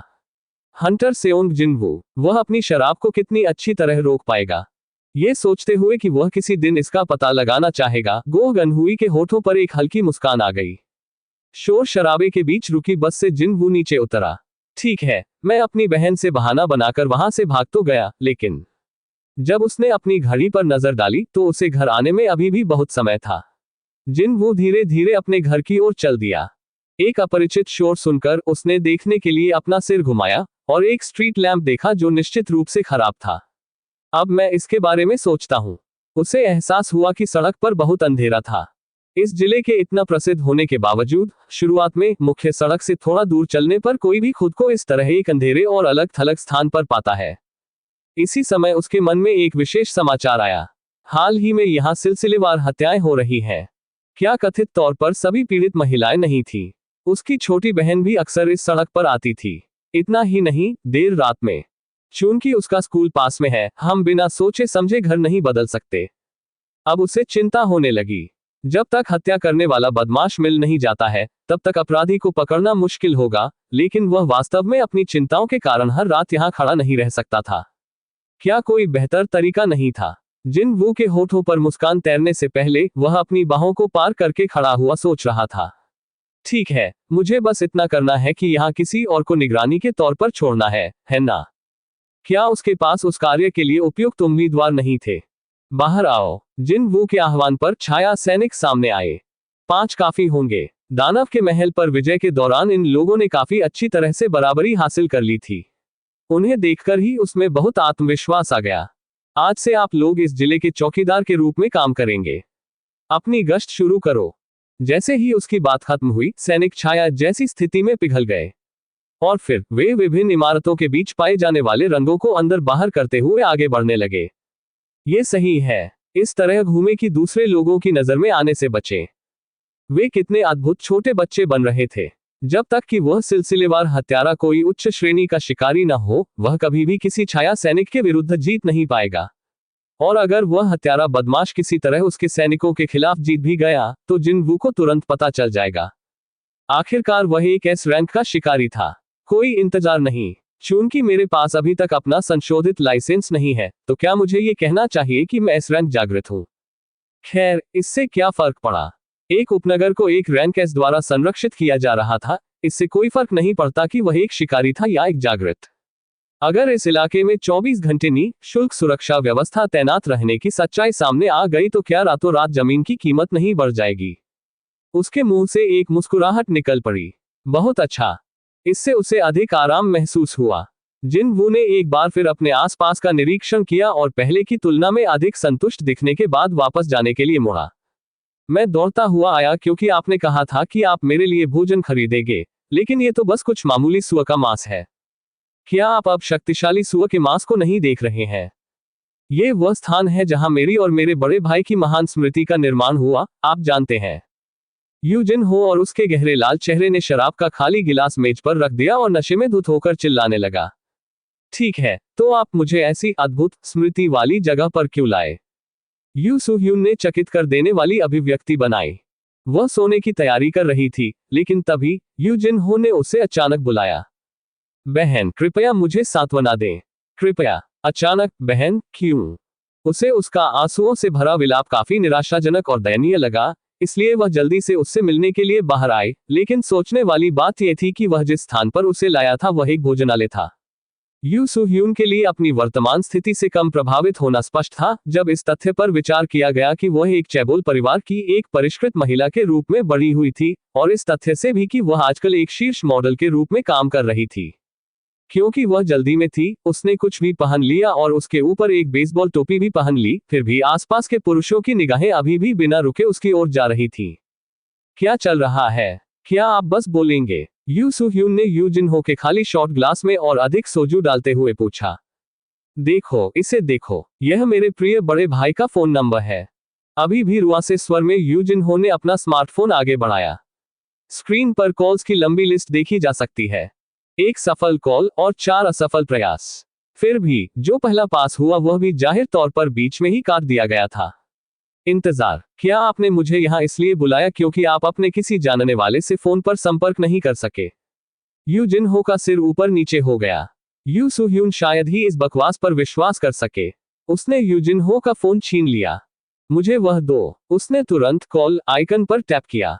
थोड़ी देर बाद रिंगटोन कट गई। जब ऐसा हुआ तो यू सुह्यून ने उसे घूरना शुरू कर दिया। अरे तुम मूर्ख हो। यू जिन हो ने मेज से अपना सिर उठाया। 15 सेकंड के बाद रिंगटोन कट जाती है। वह आदमी आपको जवाब देने से बच नहीं रहा है, बात सिर्फ इतनी है कि उसका फोन बंद है। और अगर बीच में कॉल कट गई तो उसकी बैटरी खत्म हो गई होगी। वास्तव में, अगर तुम्हें मुझ पर विश्वास नहीं है तो दोबारा फोन करो। जैसे ही उसने कहा, 15 सेकंड के बाद सिग्नल कट गया। अरे, ये सचमुच है। यू जिन हो की अभिव्यक्ति तुरंत उज्ज्वल हो गई। यह अब सुलझ गया है ना? मैं घर जा रही हूँ।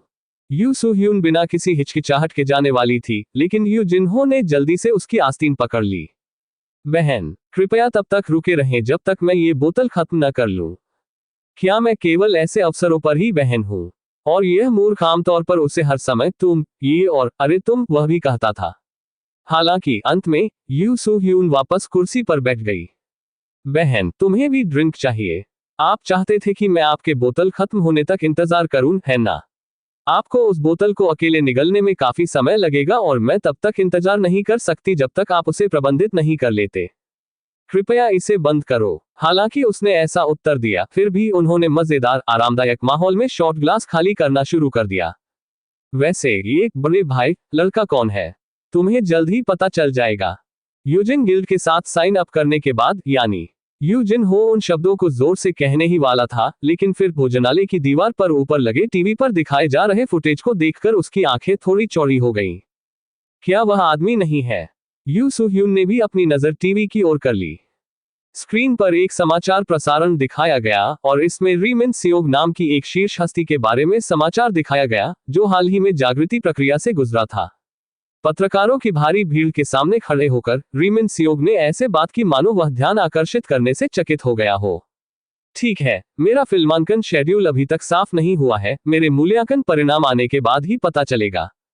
स्क्रीन के नीचे टिकट टेप में कहा गया था कि री मिन सियोग जल्द ही हंटर्स एसोसिएशन में रुकने और अपना रैंक असाइनमेंट टेस्ट लेने की योजना बना रहा था। वाह, जैसा कि कोरियाई लहर के सितारे री मिन सियोग से अपेक्षित था। वहां पत्रकारों की संख्या देखिए। क्या वे लोग चीनी मीडिया से नहीं है? यू जिनहो ने प्रशंसा में आह भरी। हालांकि यू सू ह्यून ने बस भौहें चढ़ा ली। वह आदमी इतने सारे लोगों के सामने इतनी निर्भीकता से झूठ कैसे बोल सकता है?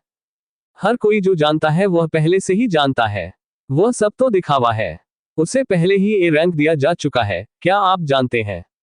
वह इसे सिर्फ कैमरे के सामने पेश कर रहा है क्योंकि वह शहर में चर्चा का विषय बनना चाहता है। वह नाटक कर रहा है। लेकिन री मिन सेओंग विनम्रता का प्रतीक है।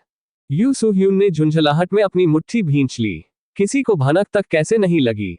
ऐसा महसूस हुआ कि वह किसी की पीठ पीछे उसकी बुराई कर रही थी, लेकिन उन लोगों के बीच जो री मिन सियोग को व्यक्तिगत रूप से जानते थे, उस आदमी की प्रतिष्ठा सबसे खराब थी। जब कैमरे आसपास थे और जब वे नहीं थे, तब उनके व्यक्तित्व में अंतर था, जैसा कि आजकल बच्चे कहना पसंद करते हैं, चौथी आयामी दीवार जिसे कोई भी पार नहीं कर सकता था। यू सू ह्यून उस प्रकार के व्यक्ति से सबसे अधिक घृणा करती थी। यदि वह सिर्फ दो मुंह वाला होता, तो वह शायद उसकी गलतियों को नजरअंदाज कर देती, लेकिन फिर वह बदमाश अपने चुलबुले तरीकों के लिए भी कुख्यात था। अभी कुछ समय पहले ही उसने अचानक ही उसे फोन किया और उसके जैसा शिकारी होने के बारे में कुछ कहते हुए अपनी बकवास शुरू कर दी। उस कॉल को खत्म करने की कोशिश में उसे काफी मशक्कत करनी पड़ी। कितना अप्रिय बदमाश है। जागृत होने से पहले भी वह अपने अविश्वसनीय अहंकार के लिए कुख्यात था, लेकिन अब जब वह रैंक के हंटर बनने वाला था, तो अब ये कितना बुरा हो जाएगा। इतना ही नहीं, ऐसा लग रहा था कि उसे रैंक के रूप में लेबल किए जाने के अवसर का देश भर में सीधा प्रसारण भी किया जाएगा। वह इस तरह की चीजों के लिए अपने दिमाग का इस्तेमाल करने में वाकई बहुत अच्छा है ना? यू सू ह्यून ने अपना सिर हिलाया और बचे हुए सोजू को अपने शॉट ग्लास में वापस पटक दिया। चैप्टर 80। अगर मुझे नौकरी से निकाल दिया जाए तो क्या आप जिम्मेदारी लेंगे? माफ करें, आप बात भी किस बारे में कर रहे हैं? आप देखिए, कल की घटनाओं के संबंध में एसोसिएशन के अध्यक्ष ने एक गैग ऑर्डर जारी किया। उन्होंने यहां तक कहा कि यदि संबंधित जागृत व्यक्ति की पहचान लीक हो जाती है, तो वह ये पता लगाने के लिए कि कौन जिम्मेदार है, हर संभव साधन का उपयोग करेंगे और उन्हें कठोर दंड देंगे। राष्ट्रपति गोह गनहुई ने ऐसा कहा, लेकिन उसने पहले कभी ऐसा कुछ नहीं किया, तो अब क्यों? आपको लगता है कि मुझे पता है कि एसोसिएशन अध्यक्ष के दिमाग में क्या है? अगर इतना ही है तो मैं फोन रख रहा हूं। मैं आपको बाद में फिर से कॉल करूंगा। और इस तरह फोन कॉल समाप्त हो गई। रीपर्स गिल्ड के मास्टर इम ताएग्यू की अभिव्यक्ति बिल्कुल भी अच्छी नहीं थी। यहाँ क्या हो रहा है? जब इस बड़े गिल्ड के नेता ने ये खबर सुनी कि 2 लंबे वर्षों के बाद एक अति शक्तिशाली नौसिखिया सामने आया है, तो उसने तुरंत एसोसिएशन में अपने संपर्क को बुलाया। हालांकि उसे इस तरह का जवाब सुनने की बिल्कुल भी उम्मीद नहीं थी। नौकरी से निकाले जाने के बाद जिम्मेदारी ले रहे हैं। कौन इतना मूर्ख होगा कि एक पूर्व एसोसिएशन कर्मचारी को नौकरी पर रख ले जिसे किसी और ने नहीं बल्कि स्वयं एसोसिएशन के अध्यक्ष गो गनहुई ने व्यक्तिगत रूप से निकाल दिया हो? इस बात की कोई गारंटी नहीं थी कि रहस्यमय नौसिखिए की भर्ती सिर्फ इसलिए सफल होगी क्योंकि उसकी पहचान भी खोज ली गई थी। किसी भी तरह से दोषियों को ढूंढकर उन्हें सजा देना ही जरूरी है। गोह गुनहुई के मुंह से यह बात प्रशंसनीय लग रही थी। लेकिन फिर बुरा ऐसा कुछ क्यों कर रहा है जो उसने पहले कभी नहीं किया? हो सकता है आखिरकार वह बुरा हो गया हो। उसके अंदर क्या घुस गया था? रहस्य की पहचान लीक करने से हर किसी को मना करने के लिए इस तरह जगाया। यह अभूतपूर्व था। इसके लिए धन्यवाद। रीपर्स के गिल्ड मास्टर के पास अपना अंगूठा चूसने और आधिकारिक घोषणा की प्रतीक्षा करने के अलावा कोई विकल्प नहीं था। हालांकि यही एकमात्र ऐसी चीज नहीं थी जिसके बारे में उसे गलत महसूस हुआ। फिर चुई जोंग इन और बेक यून हो को कैसे पता चला और वे कल वहां कैसे गए? क्या यह उनके जासूसी नेटवर्क में अंतर था? क्या यह रीपर्स के प्रभाव के और भी कम होने का संकेत था? यदि कल दिखाई देने वाला वह शक्तिशाली नौसिखिया हंटर्स या व्हाइट टाइगर में से किसी एक के साथ साइन अप करता है, तो उनके और रीपर्स के बीच पहले से ही बढ़ती खाई को पाटना असंभव हो जाएगा। यह वर्तमान स्थिति थी, फिर भी वह अस्पष्टीकृत गैगादेश रीपर का मार्ग अवरुद्ध कर रहा था। क्या उस बूढ़े को मुझसे पिछले जन्म से या कुछ और से कोई शिकायत हो सकती है? जब बेक यूनहो ने रीपर्स गिल्ड को छोड़ने का फैसला किया और अपना खुद का व्हाइट टाइगर गिल्ड बनाया, तो यह वह गीजर ही था जिसने पूरी प्रक्रिया को सुविधाजनक बनाने में मदद की और सुनिश्चित किया कि सब कुछ सुचारू रूप से चले। इसके परिणामस्वरूप हुए परिणाम ने रीपर्स को देश के शीर्ष गिल्ड के पद से हटने के लिए मजबूर कर दिया। शिकारी और सफेद बाघ दोनों पहले से ही बहुत आगे थे, फिर भी रीपर गिल्ड ठीक उसी स्थान पर चक्कर लगा रहा था। मेरा मतलब है, क्या अब तक ये पर्याप्त नहीं है? क्या आप कम से कम एक बार रीपर्स की मदद नहीं कर सकते? अचानक वह गोह गुनहुई से नाराज होने लगा। फिर भी उसने पाया कि उसके पास आगे बढ़ने का कोई ठोस रास्ता नहीं बचा है। इम ताएग्यू केवल उत्सुकता से जमीन पर पैर रख सकता था, इस विकास पर काफी व्यथित महसूस कर रहा था। मैंने डेली क्वेस्ट समाप्त कर लिया, हल्का फुल्का महसूस करते हुए जिन वू ने इंटरनेट पर खोज शुरू की। पुनर्नियुक्ति परीक्षा में अभी 2 दिन और थे। उसने इस अवधि के दौरान कलाकृतियों के व्यापार के बारे में अधिक जानकारी इकट्ठा करने का निर्णय लिया, इसलिए उसने अपना कंप्यूटर चालू कर दिया। जैसे जैसे उसने नीलाम किए गए सामानों पर उपलब्ध जानकारी को ब्राउज किया, जिन वो की आंखें और चौड़ी होती गईं। न्यूनतम लाखों में शुरू होता है। क्या वह सब था? जो वस्तुएं उसकी नजर में ठीक लगती थी, उनकी कीमत औसतन कई दर्जन अरब थी। तो फिर शिकारियों के लिए अच्छे उपकरण उनकी जीवन रेखा की तरह थे। इस स्पष्ट तथ्य का उल्लेख करने की भी आवश्यकता नहीं थी कि बेहतर, अधिक महंगे उपकरणों का उपयोग करने से आप सुरक्षित हो गए। अधिकांश शिकारियों ने काफी पैसा कमाया, और जब उन्हें ऐसे उपकरण खरीदने का मौका दिया गया जो उन्हें तेजी से और सुरक्षित रूप से शिकार करने की अनुमति देगा, तो क्या उनके लिए अपने पैसे वापस लेने का कोई कारण था? जिन वो इसे समझ सकते थे। वास्तव में वह ऐसा कर सकता था, लेकिन इससे यह तथ्य नहीं बदला कि वह बहुत आश्चर्यचकित हो गया था। विभिन्न कलाकृतियों की कीमत देखकर वह हर मिनट और अधिक घबरा रहा था। मुझे नहीं लगता कि मेरे पास बैंक में जो कुछ है उसके लिए यह पर्याप्त होगा। उसे ज्वाला प्रकार की क्षति से बचाव के लिए डिजाइन की गई रक्षात्मक कलाकृतियां नहीं मिली, लेकिन यह संभावना बढ़ती जा रही थी कि उसके पास जो राशि थी वह उच्च श्रेणी के रक्षात्मक उपकरण खरीदने के लिए पर्याप्त नहीं होगी। और मैंने सोचा कि अब मेरे पास पर्याप्त पैसा है। वह राय एक सामान्य व्यक्ति के नजरिए से थी। एक शिकारी के रूप में यह बहुत दूर, बहुत छोटा पड़ गया। उनके पास बैंक में लगभग 1.7 बिलियन वॉन जमा थे। यदि उसे अपनी इच्छित कलाकृतियां खरीदनी थी, तो उसे निश्चित रूप से बीड ऑफ अवेरिस बेचना होगा। अब जब वह विक्रेता था, जिन वू की अभिव्यक्ति तेजी से बदल गई। किसी कलाकृति को खरीदने के लिए बहुत सारे पैसे की आवश्यकता का मतलब है कि मैं अपनी खुद की कलाकृति को बहुत ऊंची कीमत पर बेच सकता हूं। उसने माउस घुमाया और खोजना जारी रखा, जब तक कि वर्तमान में बिक्री पर मौजूद जादुई उपकरणों की सूची मॉनिटर पर दिखाई नहीं दे गई। चाहे उसने कितनी भी खोज की हो, उसे एक भी कलाकृति नहीं मिली जो जादुई क्षति को दोगुना कर देती हो। उसे जो सर्वश्रेष्ठ मिले उनमें लगभग 20 से 30% की वृद्धि थी, और उन कलाकृतियों की कीमतें अविश्वसनीय रूप से विश्वसनीय थीं। यार, जादू के औजारों की ये कीमतें कोई हंसी की बात नहीं है ना? हालांकि जब उसने इसके बारे में सोचा तो 20% की वृद्धि बिल्कुल भी छोटी नहीं थी। केवल ऊपरी स्तर नहीं, वहां के सबसे अच्छे शिकारी इतनी महंगी कलाकृति खरीदने में सक्षम होंगे। हालांकि उनकी पहले से ही उत्कृष्ट शक्तियों को 20% तक बढ़ा दिया गया है। अंतर देखने में काफी अविश्वसनीय होगा। उच्च पदस्थ शिकारी भी इस बात को जानते थे, इसलिए कोई आश्चर्य नहीं कि वे उनके लिए मोटी रकम खर्च करने के लिए तैयार थे। दरअसल वह बार बार कुछ समय पहले अचानक बिक गया टैग लगाकर बिक्री पर जा रहे सामान को देख सकता था। 20% कलाकृतियां इस तरह तेजी से बिक रही थीं, इसलिए तो मुझे इसको कितने में बेचना चाहिए? जिन वू ने अपनी लार निगल ली। अभी कुछ समय पहले तक उसने किसी कलाकृति को छूने के बारे में सपने में भी सोचने की हिम्मत नहीं की थी। आश्चर्य की बात नहीं, वह कल्पना भी नहीं कर सका कि इस समय अन्य लोग उसकी कलाकृति के लिए कितना पैसा देने को तैयार थे। इसीलिए नीलामी नाम की चीज होती है ना? उसने प्रार्थना की कि जब वह बीड ऑफ अवेयरनेस को नीलामी के लिए रखेगा तो अंत में एक उपयुक्त बोली लगाई जाएगी। अपने चेहरे पर एक संतुष्ट मुस्कान के साथ जिन वू नीलामी सूचना पृष्ठ से बाहर निकल गया। उसके शोध के अनुसार किसी कलाकृति को बेचने के दो स्पष्ट तरीके थे। एक, इसे आधिकारिक मार्ग से बेचना, या इसे काले बाजार में बेच दें। हालांकि उसके पास इस मायावी काले बाजार तक पहुंचने का कोई रास्ता नहीं था। खैर, आखिरकार इंटरनेट पर मिलने वाली जानकारी की एक सीमा होती है। मेरा मतलब है, यदि आप इसे कुछ माउस क्लिक के माध्यम से एक्सेस कर सकते हैं तो इसे अब काला बाजार भी नहीं कहा जाना चाहिए। इसके अलावा बीड ऑफ अवेयरनेस की वैसे भी कोई बदनाम पृष्ठभूमि नहीं थी, इसलिए पहले स्थान पर काले बाजार से गुजरने की कोई जरूरत नहीं थी। सबसे अच्छा उपलब्ध विकल्प यह था कि कलाकृति विशेषज्ञों को मनके को संभालने दिया जाए और इसे नीलामी के माध्यम से बेचा जाए। निश्चित रूप से करों और कमीशन शुल्क का मुद्दा था, लेकिन यह अभी भी सबसे अच्छा और त्वरित तरीका था जो लंबे समय में कोई अनावश्यक बोझ पैदा नहीं करेगा। तो मेरे लिए एकमात्र मुद्दा ये होगा कि मैं ये जानकारी प्रदान करूं कि मुझे ये चीज कहां मिली।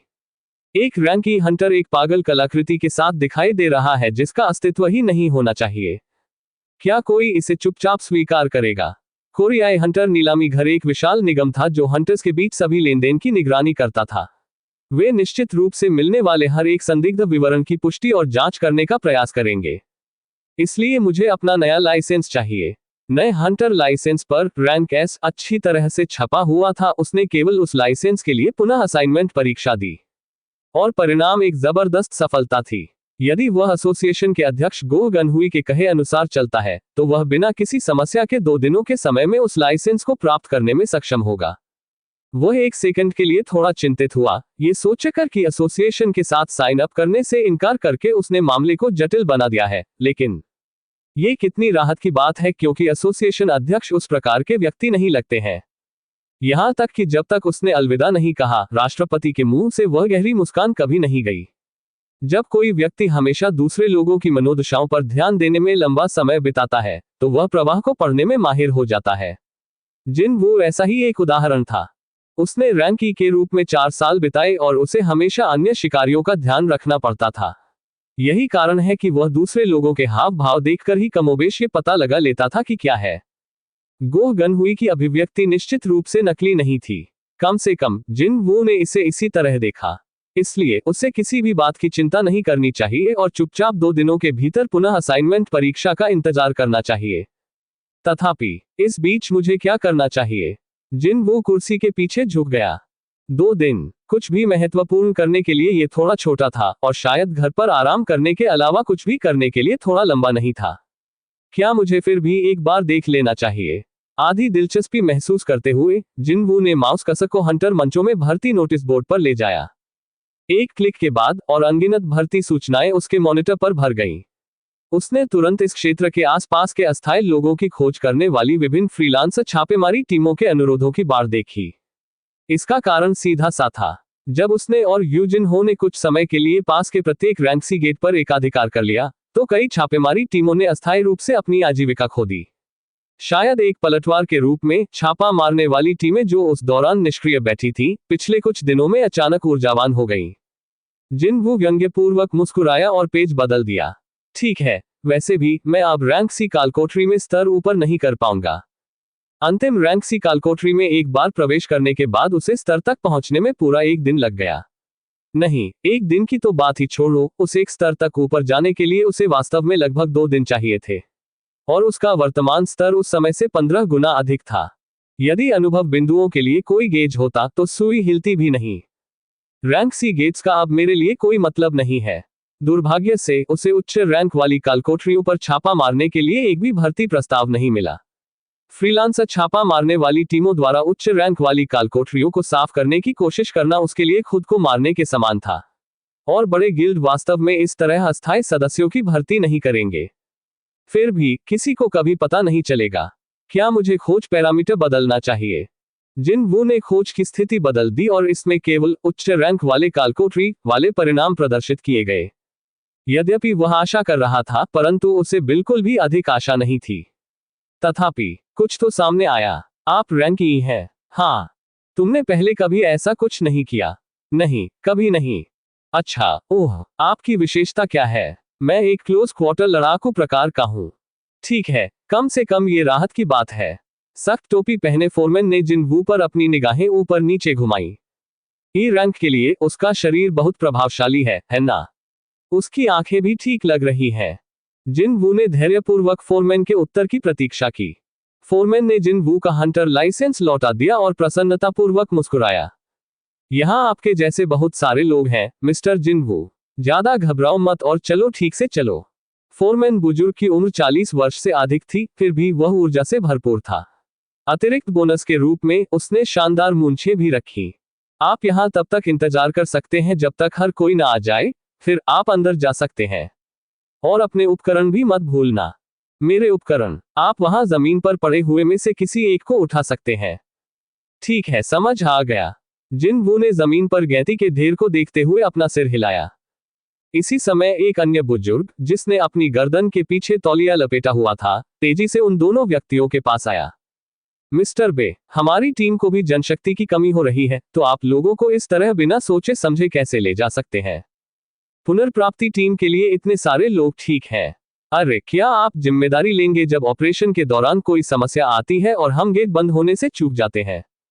मूंछों वाले बुजुर्ग ने तौलिया वाले बुजुर्ग को इधर उधर हटाया और जिन वू को देखकर मुस्कुराया। मिस्टर सियोग, आप वहां 5 क्यों नहीं ले जाते? ये लड़का और मैं, हम थोड़ी बातचीत करेंगे। अरे, हम इसे यहीं पर क्यों नहीं हटा देते? अब आप मुझे कहां ले जाने की योजना बना रहे हैं? चलो, एक सेकंड के लिए मेरे साथ आओ। दोनों आपस में बहस करते हुए कहीं गायब हो गए। दूसरा बुजुर्ग पुनर्प्राप्ति टीम से है। उच्च श्रेणी की कालकोठरियों का आकार इतना बड़ा था कि एक छापा मारने वाली टीम एक ही बार में सब कुछ नहीं कर सकती थी। इसीलिए श्रम का बंटवारा हो गया। छापा मारने वाली टीम जिसने कालकोठरियों को साफ किया, खनन टीम जिसने कालकोठरी के अंदरूनी हिस्सों से खनिजों का खनन किया, और अंत में पुनर्प्राप्ति टीम को गिरे हुए राक्षसों के अवशेषों को इकट्ठा करने का काम सौंपा गया। एक बार बॉस को छोड़कर अंदर के सभी राक्षसों का सफाया हो जाने के बाद खनन और पुनर्प्राप्ति टीम दोनों ने कालकोठरी में प्रवेश किया। जिन वू ने खनन टीम के लिए आवेदन किया। रुको, क्या यही सब तथाकथित उपकरण है? कुछ हद तक असंबद्ध अभिव्यक्ति के साथ जिन वू ने कुदाल में से एक उठाया। हालांकि यह धुंधला था, फिर भी वह इसमें जादुई ऊर्जा के प्रवाह को महसूस कर सकता था। इसके अंदर जादुई ऊर्जा है। बिजली का उपयोग करने वाली आधुनिक तकनीक कालकोठरी के अंदर काम नहीं करती थी। उसके कारण इसके बजाय इस कुदाल जैसे पुराने जमाने के उपकरणों का उपयोग किया गया, जिसमें जादुई ऊर्जा उनके प्रदर्शन को बढ़ाती थी। एक बार जब उसने कुदाल को कसकर पकड़ लिया, तो उसे निश्चित महसूस हुआ। यह कारण नहीं था कि खनन टीम में शिकारियों को अन्य लोगों द्वारा कालकोठरी खनिकों के रूप में डांटा गया था। जिन वू ने अपनी नजर गेट की ओर कर दी। एक विशाल छेद चुपचाप हवा में तैर रहा था। विशाल आकार वाला एक गेट, जिसकी तुलना कोई भी रैंक सी गेट्स करने की उम्मीद भी नहीं कर सकता था, ने जिन वू के दृष्टिकोण को पूरा किया। तो वह रैंक ए गेट है। वह लड़का आज यहां आने का एकमात्र कारण था। मैं अपनी आंखों से उच्च श्रेणी की कालकोठरियां देखना चाहता हूं। भले ही अंदर के सभी राक्षस बॉस को छोड़कर निश्चित रूप से मर चुके थे, फिर भी वह अपनी 2 आंखों से रैंक ए कालकोठरी के आंतरिक लेआउट की पुष्टि करना चाहता था। ठीक है, मैं देर सबेर इसमें प्रवेश करूंगा। ज्ञान वास्तव में शक्ति थी। हालांकि किताबों और इंटरनेट लेखों से सीखने की हमेशा एक सीमा होती है। क्या व्हाइट टाइगर गिल्ड के नए लोगों को भारी दुर्भाग्य का सामना नहीं करना पड़ा क्योंकि उन्होंने उस महत्वपूर्ण तथ्य को नजरअंदाज कर दिया था? अगर मैं वहां नहीं होता, तो उनमें से कोई भी जीवित नहीं बचता। किसी चीज को जानना और उसे व्यक्तिगत रूप से अनुभव करना 2 अलग अलग चीजें थीं। जब अवसर मिला, तो जिन वू ने एक कालकोठरी में रैंक करने की आदत डालने के लिए खनन टीम में प्रवेश के लिए तुरंत आवेदन किया। उस गहरी अनुकूल गैती को पकड़ते समय उसे थोड़ी अफसोस की वेदना महसूस हुई, लेकिन जब उस विशाल डरावने गेट को घूर कर देखा, तो उसके मन से ऐसी शंकाएं दूर हो गईं। लगता है मैंने सही चुनाव किया है। पुनर्नियुक्ति परीक्षण तक उसके पास मारने के लिए अभी भी कुछ समय बचा था, तो ये कितना अच्छा अवसर था। चैट अच्छी तरह से हुई होगी क्योंकि मूंछों वाला बुजुर्ग नहीं, फोरमैन बे यून सेक चेहरे पर मुस्कान के साथ वहां भागा जहां जिन वू था। चलो अंदर जाएं। वे कहते हैं कि वे तैयार हैं। गैती पकड़ते समय जिन वो मुस्कुराया और अपना सिर हिलाया।